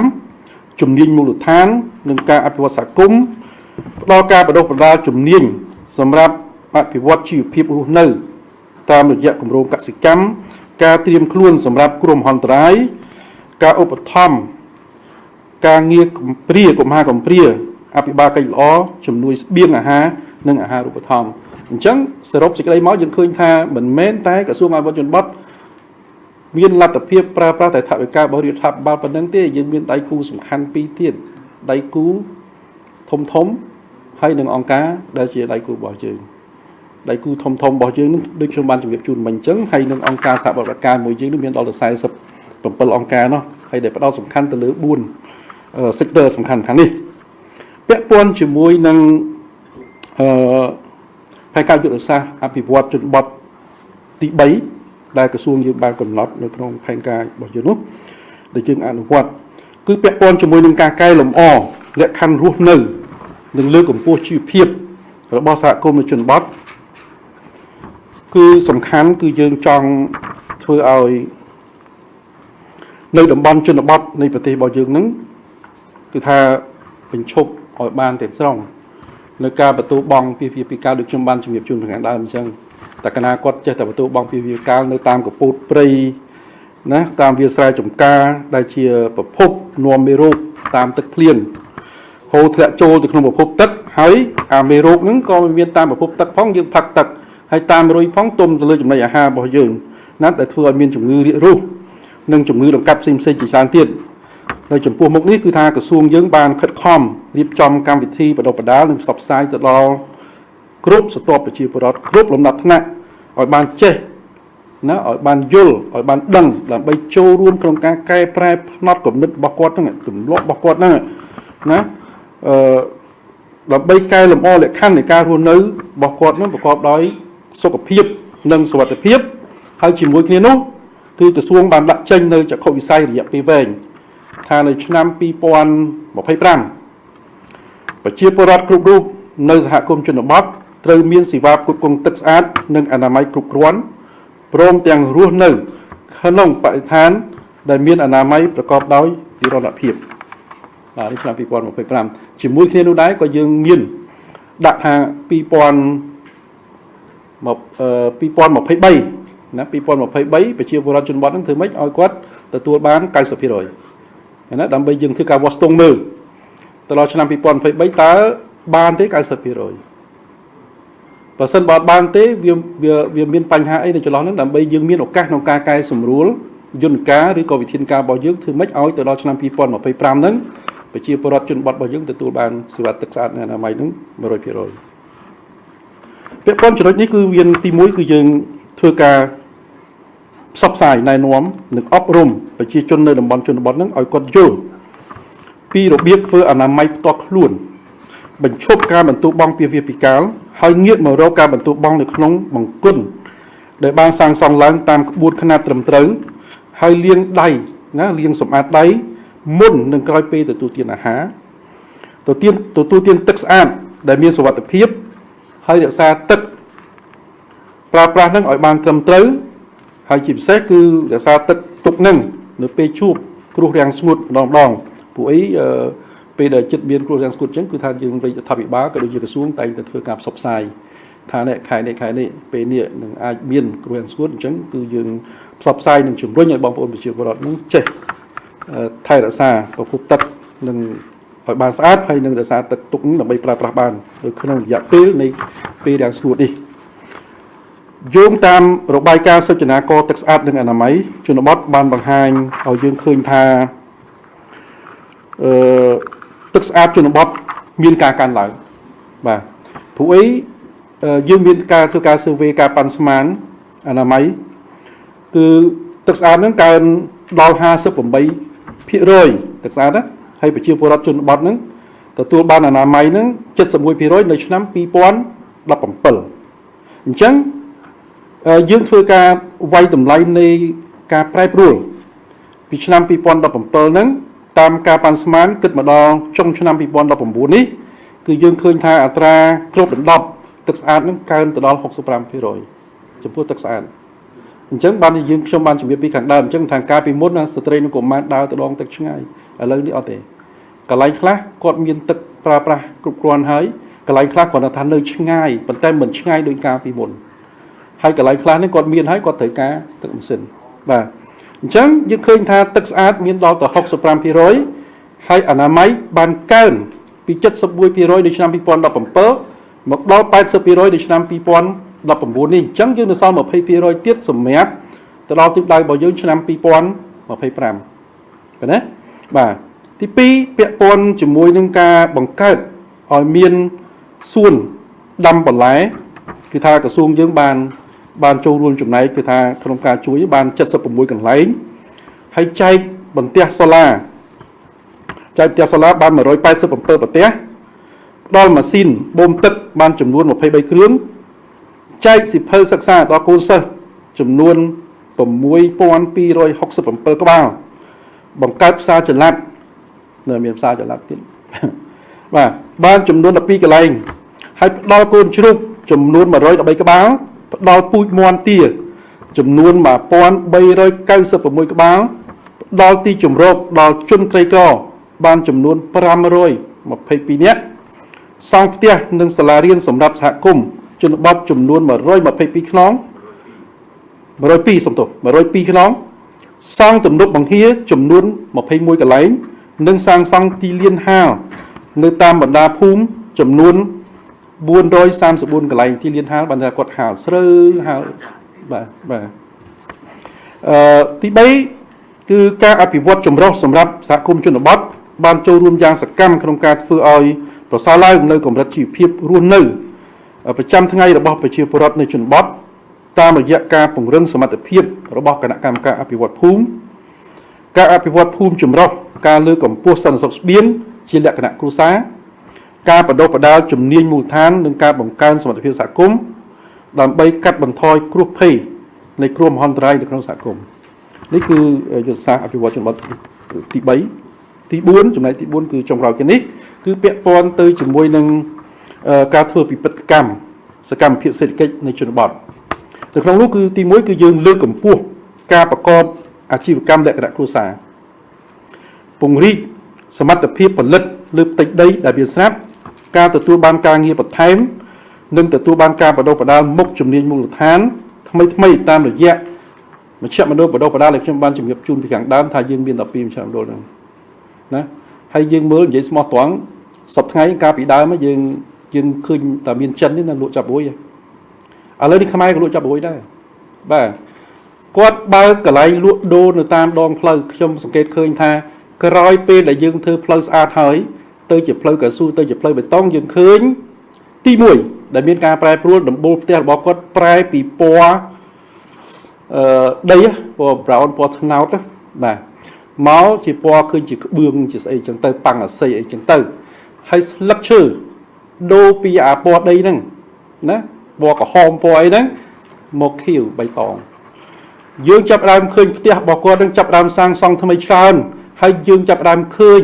មានការបើកតូបលក់ដូរនៅតាមដងផ្លូវហ្នឹងក៏ច្រើនដែរនេះក៏ដោយសារអីក៏ដោយសារការអភិវឌ្ឍនៅជនបទហើយមួយទៀតប្រជាពលរដ្ឋមួយចំនួនដែលគាត់ទទួលបានការបណ្ដុះបណ្ដាលជំនាញមូលដ្ឋានជាជីវៈនេះគាត់មានលទ្ធភាពមកបើកកន្លែងលក់ដូរបាទកន្លែងលក់ដូរបាទទី2ពាក់ព័ន្ធ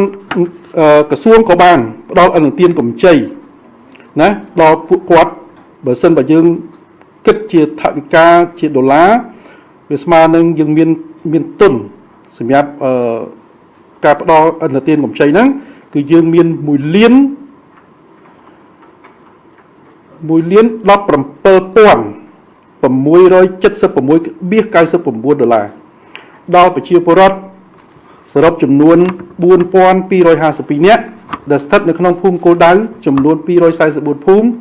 120ឃុំ32ស្រុកក្នុងខេត្តគោលដៅចំនួន15និងបានគាំទ្រកសិករផ្នែកបច្ចេកទេសគ្រប់គ្រងធនាគារស្រូវបានចំនួន10,000 គីឡូក្រាមនិងមានសមាជិកកំពុងប្រើប្រាស់សរុបចំនួន86នាក់សម្រាប់ជាគុណប្រយោជន៍ដល់ពួកគាត់ប្រើប្រាស់ហើយការផ្ដល់ឱកាសក្នុងការផ្ដល់ជំនាញវិជ្ជាជីវៈដល់បងប្អូនប្រជាពលរដ្ឋហ្នឹងគឺបានន័យថាយើងចង់ផ្ដល់ឱកាសដើម្បីឲ្យគាត់បានរកប្រាក់កម្រៃបន្ថែមសម្រាប់គ្រួសាររបស់គាត់ក្រៅពីការធ្វើស្រែចម្ការបាទណាតែកាលណាគាត់មានជំនាញវិជ្ជាជីវៈគាត់ធ្វើស្រែទៅគាត់បន្ទាប់ពីការងារស្រែចម្ការរបស់គាត់គាត់មានមុខរបររបស់គាត់មួយទៀតដើម្បីរកប្រាក់ចំណូលបន្ថែមដើម្បីជួយដល់ក្រុមគ្រួសាររបស់គាត់នេះគឺជាសមិទ្ធផលសំខាន់ដែលខ្ញុំបានជំរាបជូននៅ4ចំណុចដែលយើងអនុវត្តទៅតាមយុទ្ធសាស្ត្រអភិវឌ្ឍជនបទដែលក្រសួងបានកំណត់2019-2023ជាមួយគ្នានឹងយើងបានរៀនសូត្រនៅបទពិសោធន៍មួយចំនួននៅក្នុងការអនុវត្តផែនការសកម្មភាពរបស់យើងនៅឆ្នាំ2019អញ្ចឹងយើងមើលឃើញថាតើទៅថ្ងៃអនាគតឆ្នាំ2020ហ្នឹងក្រសួងត្រូវផ្ដោតសំខាន់យកចិត្តទុកដាក់ទៅលើវិស័យអីផ្សេងទៀតដើម្បីជួយចូលរួមចំណែកឲ្យបានកាន់តែសកម្មជាងមុនជាមួយនឹងរាជរដ្ឋាភិបាលបាទក្នុងនេះគឺក្រសួងបានកំណត់នៅទិសដៅការងារសំខាន់សម្រាប់ឆ្នាំ2020ឆ្នាំ2020នេះគឺក្រសួងបានដាក់ចេញនៅផែនការសកម្មភាពសម្រាប់អនុវត្តទៅដល់ក្រុមការងារនិងមន្ត្រីជំនាញក្រមអាវ៉ាតដូចតទៅទី1គឺត្រូវបន្តអនុវត្តយ៉ាងសកម្មនៅយុទ្ធសាស្ត្រចតុកោណដំណាក់កាលទី4របស់រាជរដ្ឋាភិបាលឲ្យកាន់តែសកម្មសម្រាប់វិស័យអភិវឌ្ឍជនបទដើម្បីរួមចំណែកសម្រាប់កំណើនសេដ្ឋកិច្ចឲ្យបាន 7% និងការកាត់បន្ថយភាពក្រីក្រឲ្យស្ថិតនៅក្រោមអត្រា 10% ទី2បន្តអភិវឌ្ឍសមត្ថភាពមន្ត្រីរាជការនិងអភិវឌ្ឍស្ថាប័នឲ្យបានកាន់តែប្រសើរឡើងថែមទៀតដើម្បីលើកកម្ពស់ប្រសិទ្ធភាពការងាររបស់ក្រសួងទី3បន្តសិក្សាស្រាវជ្រាវបច្ចេកវិទ្យាថ្មីសម្រាប់បម្រើដល់ការស្ថាបនាផ្លូវជនបទដែលមានភាពធន់នឹងការប្រែប្រួលអាកាសធាតុកន្លែងនេះសូមបញ្ជាក់បន្តិចថានៅតំបន់មួយចំនួននៃប្រទេសរបស់យើងពេលដែលយើងមានគ្រោះទឹកជំនន់ដោយសារតែបម្រែបម្រួលអាកាសធាតុនឹងធ្វើឲ្យផ្លូវរបស់យើងនឹងខូចបាទផ្លូវរបស់យើងខូចអញ្ចឹងតើក្រសួងត្រូវ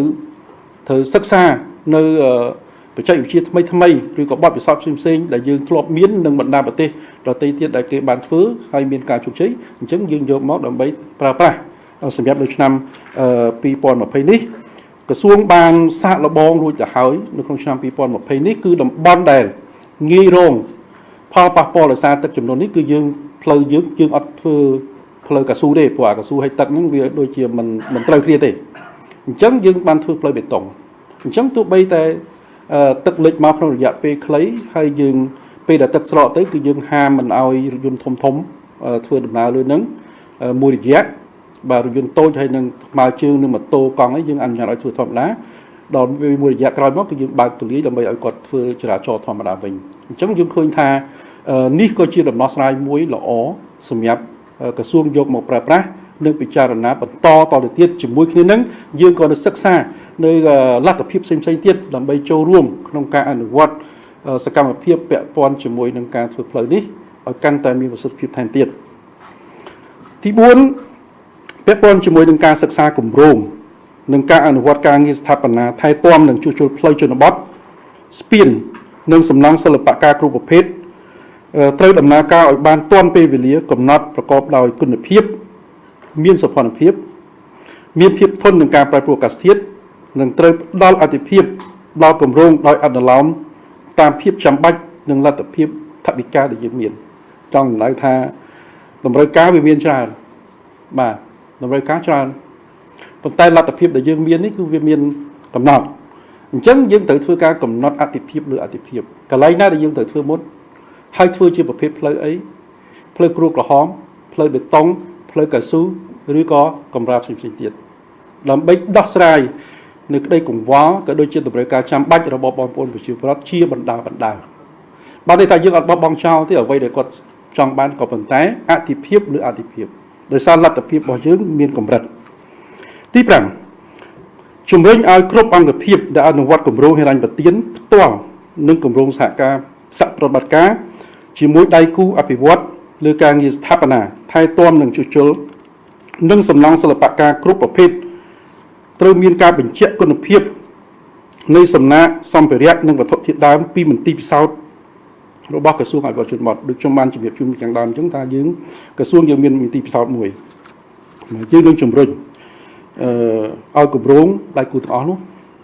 យកសំណាក់ទាំងអស់នោះយកមកពិនិត្យនៅក្នុងមន្ទីរពិសោធន៍របស់យើងដើម្បីធានាអំពីគុណភាពបាទសំណង់ទី6ដាក់ឲ្យអនុវត្តសាកល្បងនៅប្រព័ន្ធទិន្នន័យដែលយើងហៅថា Railroad Asset Management System ដែលជាបច្ចេកវិទ្យាទំនើបសម្រាប់រៀបចំផែនការថែទាំនិងជួសជុលផ្លូវជនបទទី7គឺបន្តចុះស្រង់ទិន្នន័យផ្លូវស្ពានលូប្រព័ន្ធគ្រប់គ្រងទឹកនិងបង្គន់អនាម័យនៅតាមជនបទដើម្បីជាមូលដ្ឋានក្នុងការរៀបចំផែនការមេឲ្យមានសុគតិភាពទី8ជំរុញការចុះបញ្ជីអត្តសញ្ញាណជនជាតិដើមភាគតិចឲ្យបានជាអតិបរមាជំរុញការអភិវឌ្ឍជនជាតិដើមភាគតិចឲ្យបានលេចធ្លោដោយតំបន់ដទៃទាំងហេដ្ឋារចនាសម្ព័ន្ធរូបវន្តទាំងសេវាសាធារណៈចាំបាច់នានាហើយអភិរក្សទំនៀមទម្លាប់ប្រពៃណីភាសានិយាយនៅក្នុងសហគមន៍នីមួយៗរបស់ពួកគាត់ទី9បង្កើនសេវាគ្រប់គ្រងទឹកជនបទដើម្បីឆ្ពោះទៅសម្រេចឲ្យបានតាមគោលដៅ 90% នៅឆ្នាំ2023ដោយមានចែងក្នុងផែនការយុទ្ធសាស្ត្រអភិវឌ្ឍជនបទឆ្នាំ2019-2023បន្តសម្រាប់សម្រួលជាមួយសម្រួលរវាងគ្រប់តួអង្គពាក់ព័ន្ធលើការងារគ្រប់គ្រងទឹកតាមបណ្ដាញចែកចាយនៅតាមតំបន់ជនបទទី10បន្តជំរុញការងារសម្អាតនិងអនាម័យជនបទពិសេសការងារលុបបំបាត់ការបន្ទោបង់ពាសវាលពាសកាលដើម្បីឲ្យខេត្តគោលដៅទាំង5រួមមានខេត្តស្វាយរៀងខេត្តកំពង់ស្ពឺកែបកំពង់ឆ្នាំងនិងខេត្តព្រៃវែងឲ្យក្លាយជាខេត្តដែលបញ្ឈប់បន្ទោបង់ទាំងស្រុងនៅឆ្នាំ2023នេះរាជធានីនិងខេត្តដទៃក្រៅពីនេះក៏ត្រូវខិតខំយកចិត្តទុកដាក់លើការងារនេះឲ្យបានសកម្មដែរដោយប្រមូលផ្ដុំលើការងារអប់រំផ្សព្វផ្សាយនិងការងារសាងសង់បន្ទប់ទឹកនិងបង្គន់អនាម័យទី11រៀបចំធ្វើវិសោធនកម្មអនុក្រឹត្យលេខ51ស្ដីពីការរៀបចំនិងការប្រព្រឹត្តទៅរបស់ក្រសួងអភិវឌ្ឍជនបទអនុក្រឹត្យលេខ141ស្ដីពីការបង្កើតគណៈកម្មការដឹកនាំការត្រួតពិនិត្យយានយន្តដឹកជញ្ជូនលើទម្ងន់កម្រិតកំណត់ចំណុចនេះខ្ញុំសូមបើកវងចោលបន្តិចសប្តាហ៍ថ្ងៃនេះនៅក្នុងអនុក្រឹត្យនេះគឺអត់មានសមត្ថកិច្ចរបស់ក្រសួងអភិវឌ្ឍជនបទចូលរួមក្នុងការអនុវត្តលើវិធានការទប់ស្កាត់រថយន្តដែលដឹកជញ្ជូនលើទម្ងន់កម្រិតកំណត់នៅលើផ្លូវជនបទទេអត់មានទេសប្តាហ៍ថ្ងៃនេះគឺយើងពិនិត្យឃើញថានៅលើផ្លូវជាតិផ្លូវខេត្តមួយចំនួនគឺមានដាក់ជញ្ជីងថ្លឹងដើម្បីទប់ស្កាត់អញ្ចឹងយើងឃើញថាអ្នករកទទួលទានក្នុងការដឹកជញ្ជូននេះគាត់ដឹកសំពីងសំពងពេលខ្លះគាត់កិច្ចឬក៏យ៉ាងម៉េចចូលទៅក្នុងផ្លូវជនបទហ្នឹងហើយធ្វើឲ្យផ្លូវជនបទរបស់យើងហ្នឹងមានការខូចខាតយើងមើលផ្លូវគួរក្រហមទៅទប់មិនបានជាមួយនឹងឡានដឹកឡើងប៉ុណ្ណាណីនោះបាទអញ្ចឹងយើងគិតថាយើងគួរតែមានសិទ្ធិឬក៏មានសមត្ថកិច្ចចូលរួមក្នុងការទប់ស្កាត់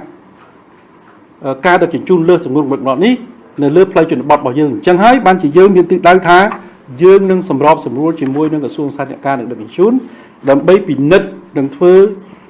បច្ចុប្បន្នភាពអនុក្រឹត្យនេះកែសម្រួលនៅក្នុងប្រការណាមួយយ៉ាងម៉េចដើម្បីឲ្យក្រសួងអភិវឌ្ឍជនបទមានលទ្ធភាពចូលរួមចំណែក 3 អនុក្រឹត្យលេខ197អនក្របកចុះថ្ងៃទី23ខែវិច្ឆិកាឆ្នាំ2009ស្ដីពីការគ្រប់គ្រងដីចំណីតាមបណ្ដាញផ្លូវជាតិនិងផ្លូវរថភ្លើងអនុក្រឹត្យនេះមានហើយក៏ប៉ុន្តែមានតែការគ្រប់គ្រងដីចំណីផ្លូវរថភ្លើងផ្លូវជាតិរីឯផ្លូវខេត្តនិងផ្លូវជនបទអត់មានអញ្ចឹងហើយយើងនឹងសហការជាមួយបន្តសហការជាមួយនឹងក្រសួងសាធារណការនិងដឹកជញ្ជូនដើម្បី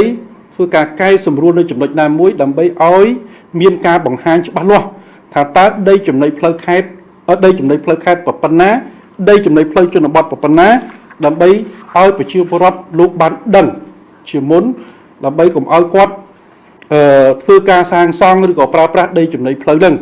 ព្រោះអីវាត្រូវការពីថ្ងៃក្រោយយើងត្រូវការពង្រីកផ្លូវហ្នឹងឲ្យមានទំហំធំជាងពេលបច្ចុប្បន្នកុំឲ្យមានពិបាកនៅក្នុងផលវិបាកក្នុងការដោះស្រាយរឿងផលប៉ះពាល់នេះទី1ទី2ពាក់ព័ន្ធជាមួយនឹងបញ្ហាសុវត្ថិភាពតែកាលណាគាត់នៅគៀកផ្លូវខ្លាំងពេកផ្លូវរបស់យើងកែលម្អហើយលបឿននឹងកាន់តែលឿនអញ្ចឹងការគ្រោះថ្នាក់ចរាចរណ៍ហ្នឹងក៏កាន់តែកើតមានឡើងបាទអាហ្នឹងក៏យើងត្រូវចូលរួមចំណែកក្នុងការទប់ស្កាត់បញ្ហានេះហើយជាមួយគ្នានេះខ្ញុំក៏សូមជំរាបបន្ថែមផងព្រោះខ្ញុំភ្លេចមានពីដើមក្រសួងក៏បានយកចិត្តទុកដាក់ក្នុងការចូលរួមអប់រំផ្សព្វផ្សាយរឿងបញ្ហាសុវត្ថិភាពចរាចរណ៍នេះដល់បងប្អូនប្រជាពលរដ្ឋដែលរស់នៅតាមតំបន់ជនបទដែលរស់នៅតាមដងផ្លូវជនបទជាមួយនឹងប្រសង់ជាមួយនឹងអាជ្ញាធរមូលដ្ឋានស្រុកឃុំភូមិ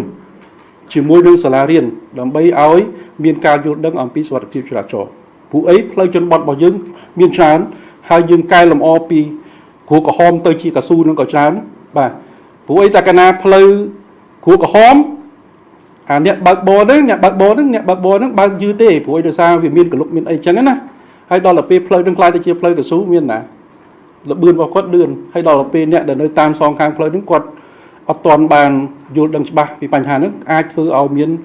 គ្រោះថ្នាក់ចរាចរណ៍កើតឡើងជាយថាហេតុអញ្ចឹងបានជាយើងយកចិត្តទុកដាក់ក្នុងការផ្សព្វផ្សាយនិងបញ្យល់ពួកគាត់អញ្ចឹងហើយបានជាអនុក្រឹត្យនេះសំខាន់សម្រាប់ក្រសួងអភិវឌ្ឍជនបទដើម្បីកំណត់ថាតើដីចំណីផ្លូវជនបទហ្នឹងយ៉ាងម៉េចមានប្រវែងប្រមាណម៉ែត្រសម្រាប់ផ្លូវប្រភេទលេខ1លេខ2លេខ3លេខ4អញ្ចឹងយើងនឹងបន្តធ្វើកិច្ចការងារនេះជាបន្តទៀតជាមួយនឹងក្រសួងសាធារណការនិងដឹកជញ្ជូនទី12យើងនឹងតាក់តែងគោលនយោបាយជាតិស្ដីពីការអភិវឌ្ឍផ្លូវជនបទនឹងធ្វើបច្ចុប្បន្នភាពបទដ្ឋានបច្ចេកទេសស្ដីពីការស្ថាបនាការស្ដារឡើងវិញការថែទាំនិងជួសជុលផ្លូវជនបទនិងសំណង់សិល្បកម្មទី13ជំរុញបង្កើនសកម្មភាពសេដ្ឋកិច្ចជនបទនិងសហគ្រិនភាពដើម្បីគាំទ្រដល់ការបង្កើនប្រាក់ចំណូលតាមគ្រួសារនីមួយៗតាមរយៈការចិញ្ចឹមសត្វចិញ្ចឹមត្រីចិញ្ចឹមក្តាមនិងចិញ្ចឹមឃ្មុំដើម្បីចូលរួមទប់ស្កាត់ការធ្វើចំណាកស្រុកដោយប្រថុយប្រឋានរបស់បងប្អូនប្រជាពលរដ្ឋជំរុញការអនុវត្តកម្មវិធីបណ្ដុះបណ្ដាលចល័តសូមបញ្ជាក់បន្តិចរឿងចល័តនេះយើងមានមជ្ឈមណ្ឌលបណ្ដុះបណ្ដាល12នៅតាមខេត្តអញ្ចឹងក្រសួងចង់ជួយដល់បងប្អូនប្រជាពលរដ្ឋដែលលោកអត់មានលទ្ធភាពក្នុងការធ្វើដំណើរមកទទួលវគ្គបណ្ដុះបណ្ដាលនៅទីរួមខេត្តពីព្រោះអីកាលណាធ្វើដំណើរមកទទួលវគ្គបណ្ដុះបណ្ដាលទីរួមខេត្តគាត់ត្រូវចំណាយពេលវេលាចំណាយការធ្វើដំណើរចំណាយការស្នាក់នៅចំណាយការហូបចុកអញ្ចឹងពួកគាត់ខ្លះគាត់ចង់ដែរប៉ុន្តែគាត់អត់មានលទ្ធភាពអញ្ចឹងហើយក្រសួងបន្តជំរុញអាសកម្មភាពនេះឲ្យទៅដល់ភូមិរបស់គាត់តែម្ដងយើងអាចប្រើប្រាស់ទីកន្លែងសាធារណៈដូចជានៅតាមវត្តតាមអីអញ្ចឹងរៀបចំវគ្គបណ្ដុះបណ្ដាលទៅរយៈពេលខ្លីរយៈពេលមួយអាទិត្យពីរអាទិត្យអីចឹងទៅប្រជាពលរដ្ឋលោកចូលរួមពេលព្រឹកថាយើងចាប់ផ្ដើមម៉ោង8ចឹងទៅម៉ោង11ចប់គាត់ទៅផ្សារបាយផ្ទះម៉ោង2ចូលល្ងាចម៉ោង5អញ្ចឹងបានន័យថាអត់មានរំខានពេលវេលារបស់គាត់ក្នុងការធ្វើដំណើរផ្លូវឆ្ងាយទេរយៈពេលមួយអាទិត្យឬពីរអាទិត្យឧទាហរណ៍ថាពាក់ព័ន្ធជាមួយនឹងការបណ្ដុះបណ្ដាលទៅលើការចិញ្ចឹមឃ្មុំបាទទៅលើការដាំដំណាំផ្សេងទៀតយើងអត់មានត្រូវការពេលច្រើនណាបាទអញ្ចឹងសកម្មភាពនេះគឺក្រសួងនឹងបន្តជំរុញ អនុវត្តនៅក្នុងឆ្នាំ2020នេះឲ្យកាន់តែមានប្រសិទ្ធភាពទី14ពង្រឹងនិងពង្រីកកិច្ចសហប្រតិបត្តិការល្អជាមួយបណ្ដាអង្គការដៃគូនិងវិស័យឯកជននិងបណ្ដាប្រទេសជាមិត្តនានាដើម្បីគៀកគរប្រភពធនធានហិរញ្ញវត្ថុបច្ចេកទេសនិងបច្ចេកវិទ្យាថ្មីសម្រាប់ទ្រទ្រង់វិស័យអភិវឌ្ឍជនបទឲ្យមានការរីកចម្រើនគឺយើងនៅត្រូវការពួកគាត់បាទហើយយើងបាននឹងកំពុងសហធ្វើការល្អជាមួយក្រុមដៃគូអភិវឌ្ឍរបស់យើងហើយក៏មានការសន្យានឹងបន្តកិច្ចសហការនេះជាមួយយើងជាបន្តទៀតដើម្បីផលប្រយោជន៍របស់បងប្អូនប្រជាពលរដ្ឋនិងជនបទរបស់យើងទី15សហប្រតិបត្តិការជាមួយក្រសួងសាធារណការនិងដឹកជញ្ជូនដើម្បីរៀបចំបែបបទនិងវិធីសាស្ត្រនៃការបង្កើតផែនការមេសម្រាប់អភិវឌ្ឍផ្លូវថ្នល់ការរៀបចំគម្រោងប្លង់និងការកំណត់អត្ថប្រយោជន៍របស់គម្រោងបាទដូច្នេះទិសដៅរបស់យើងមានចំនួន15ដែលសម្រាប់អនុវត្តនៅឆ្នាំ2020បាទហើយក្រសួងអភិវឌ្ឍជនបទសម្រាប់បានការងារស្របតាមផែនការកម្មវិធីនយោបាយយុទ្ធសាស្ត្រចតុកោណដំណាក់កាលទី4របស់រាជរដ្ឋាភិបាលនិងផែនការអភិវឌ្ឍជនបទឆ្នាំ2019-2023របស់ក្រសួងនេះហើយក៏ក្នុងនេះក៏យើងសំណូមពរដល់បងប្អូនប្រជាពលរដ្ឋនឹងដើម្បីបានលើកកម្ពស់នៅឧត្តមប្រយោជន៍ជាតិរបស់យើងជាបន្តទៀតបាទខ្ញុំបាទនេះគឺសេចក្តីរាយការណ៍ជូនអំពីសមិទ្ធផលនិងសកម្មភាពការងាររបស់ក្រសួងអភិវឌ្ឍជនបទដែលបានអនុវត្តកន្លងមកជាពិសេសក្នុងឆ្នាំ2019ហើយនឹងទិសដៅរបស់យើងដែលត្រូវធ្វើបន្តនៅក្នុងឆ្នាំ2020ហើយជាមួយគ្នានោះខ្ញុំក៏មានចំណុចដើម្បីធ្វើការអំពាវនាវដល់បងប្អូនប្រជាពលរដ្ឋនៅជនបទផងដែរគឺថាទី1សូមឲ្យបងប្អូនប្រជាពលរដ្ឋជនបទរបស់យើងមេត្តាចូលរួមធ្វើការសាងសង់មង្គលអនាម័យនិងប្រើប្រាស់មង្គលអនាម័យនឹងឲ្យបានគ្រប់គ្នាដើម្បីឈានទៅបញ្ចប់នៅការបន្ទុបង់ពីកាលដែលនាំបង្កឲ្យមានជំងឺឆ្លងនានាដោយដែលខ្ញុំបានជម្រាបជូនអញ្ចឹងដល់ខ្លួនយើងគ្រួសារយើងហើយនិងសហគមន៍របស់យើងទី2សូមឲ្យបងប្អូនប្រជាពលរដ្ឋជនបទមេត្តាចូលរួមចំណែកថែរក្សានិងប្រើប្រាស់ឲ្យបានសមស្របនៅសមិទ្ធផលទាំងឡាយដែលបានផ្ដល់ដោយក្រសួងអភិវឌ្ឍជនបទក៏ដូចជាដៃគូអភិវឌ្ឍនិងសប្បុរសជននានាដូចជាមានអណ្ដូងទឹកស្រះទឹកនិងប្រភពទឹកដទៃទៀតឲ្យបានល្អដើម្បីបានប្រើប្រាស់យូរអង្វែងហើយនឹងសូមឲ្យចាត់ទុកសមិទ្ធផលទាំងអស់នោះជាសមិទ្ធផលរបស់ពួកគាត់ទី3គឺសូមបងប្អូនប្រជាពលរដ្ឋមេត្តាទុកដាក់ទឹកសម្រាប់ប្រើប្រាស់ឲ្យបានត្រឹមត្រូវនិងនាំគ្នាដាំទឹកឲ្យបានពុះសិនមុននឹងបរិភោគទី4សូមបងប្អូនប្រជាពលរដ្ឋមេត្តាលាងដៃនឹងសាប៊ូឬផេះបាទក្រោយពេលចេញពីបន្ទប់ទឹកនិងមុនពេលដែលចាប់កាន់ចំណីអាហារដើម្បីបរិភោគទី5គឺសូមឲ្យបងប្អូនប្រជាពលរដ្ឋរបស់យើងមេត្តាចូលរួមទប់ស្កាត់រថយន្តដែលផ្ទុកលើសទម្ងន់កម្រិតកំណត់ដែលបើកបរទៅលើបណ្ដាញផ្លូវជនបទតាមរយៈការផ្ដល់ព័ត៌មានដល់អាជ្ញាធរមានសមត្ថកិច្ចពាក់ព័ន្ធដើម្បីធ្វើការទប់ស្កាត់នឹងឲ្យបានទាន់ពេលវេលាបាទសូមអរគុណសូមគោរពអរគុណដល់ទី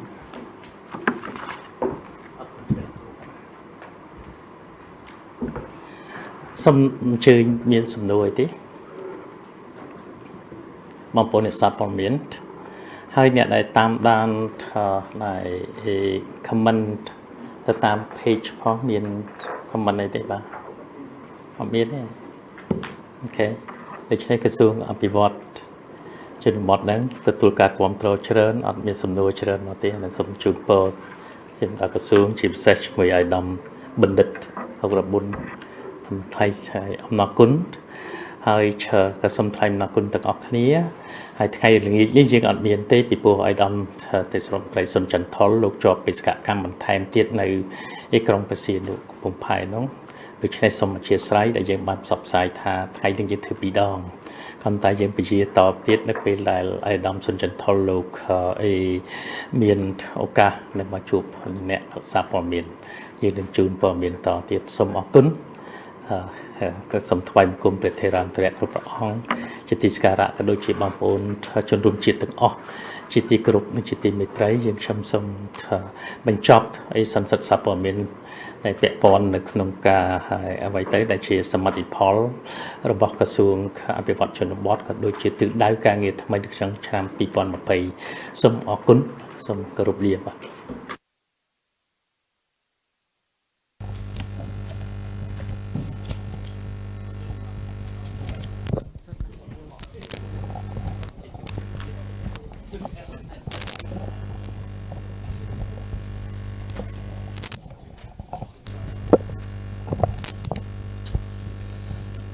បាទសូមគ្រប់នឹងជម្រាបសួរទូរទស្សនិកជនសារជាថ្មីម្ដងទៀតបាទគណៈពេលនេះគឺអង្គភាពអ្នកនាំពាក្យរាជរដ្ឋាភិបាលកម្ពុជាបាន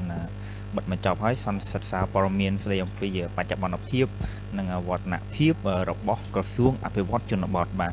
ហ្នឹងហើយទូរទស្សនិកជនខ្ញុំបាទក៏សូមសង្ខេបខ្លឹមសារក៏ដូចជាទិសដៅការងារឆ្នាំ2020របស់ក្រសួងអភិវឌ្ឍជនបទដែលមាននៅក្នុងរបាយការណ៍នៅក្នុងដៃរបស់ខ្ញុំនេះបាទអញ្ចឹងនៅឆ្នាំ2020នេះក្រសួងបានដាក់ចេញនៅផែនការសកម្មភាពសម្រាប់អនុវត្តដល់ក្រមការងារនិងមន្ត្រីជំនាញក្រមអាវ៉ាត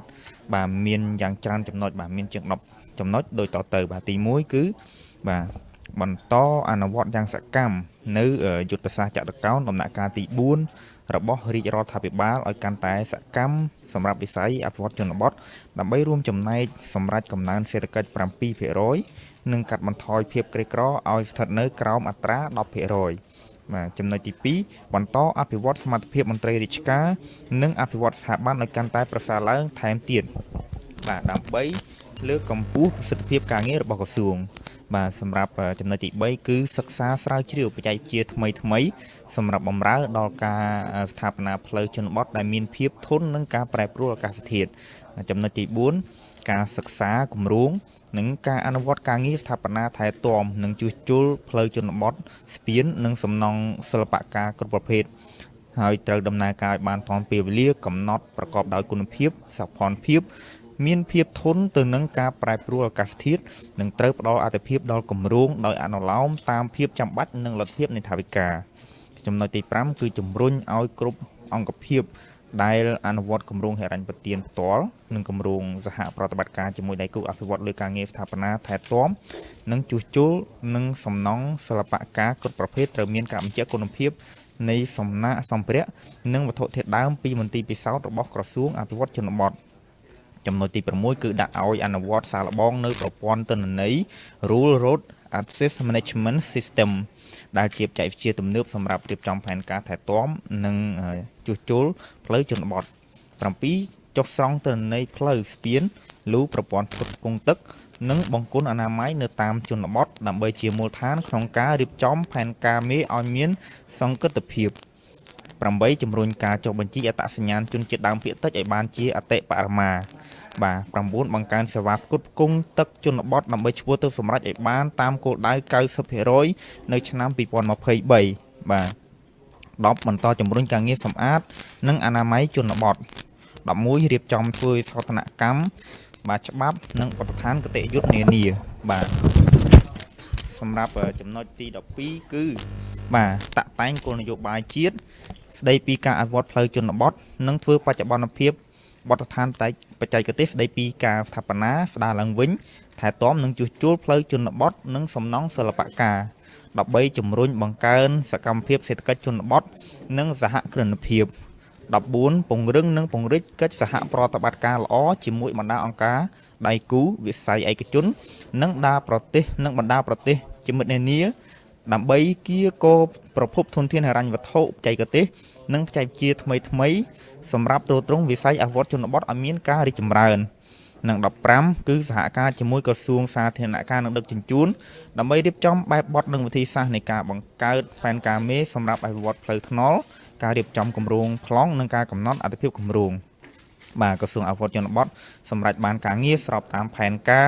កម្មវិធីនយោបាយយុទ្ធសាស្ត្រចតុកោណដំណាក់កាលទី4របស់រាជរដ្ឋាភិបាលផែនការយុទ្ធសាស្ត្រអភិវឌ្ឍជនបទឆ្នាំ2019-23របស់ក្រសួងអភិវឌ្ឍជនបទនិងសំណុំពររបស់ប្រជាពលរដ្ឋនឹងបានលើកកម្ពស់ឧត្តមប្រយោជន៍ជាតិជាបន្តបន្ទាប់បាទនេះគឺជាទិសដៅបាទ15ចំណុចរបស់ក្រសួងអភិវឌ្ឍជនបទដែលគាត់ដាក់ចេញសម្រាប់ឆ្នាំ2020នេះបាទទូរទស្សនិកជន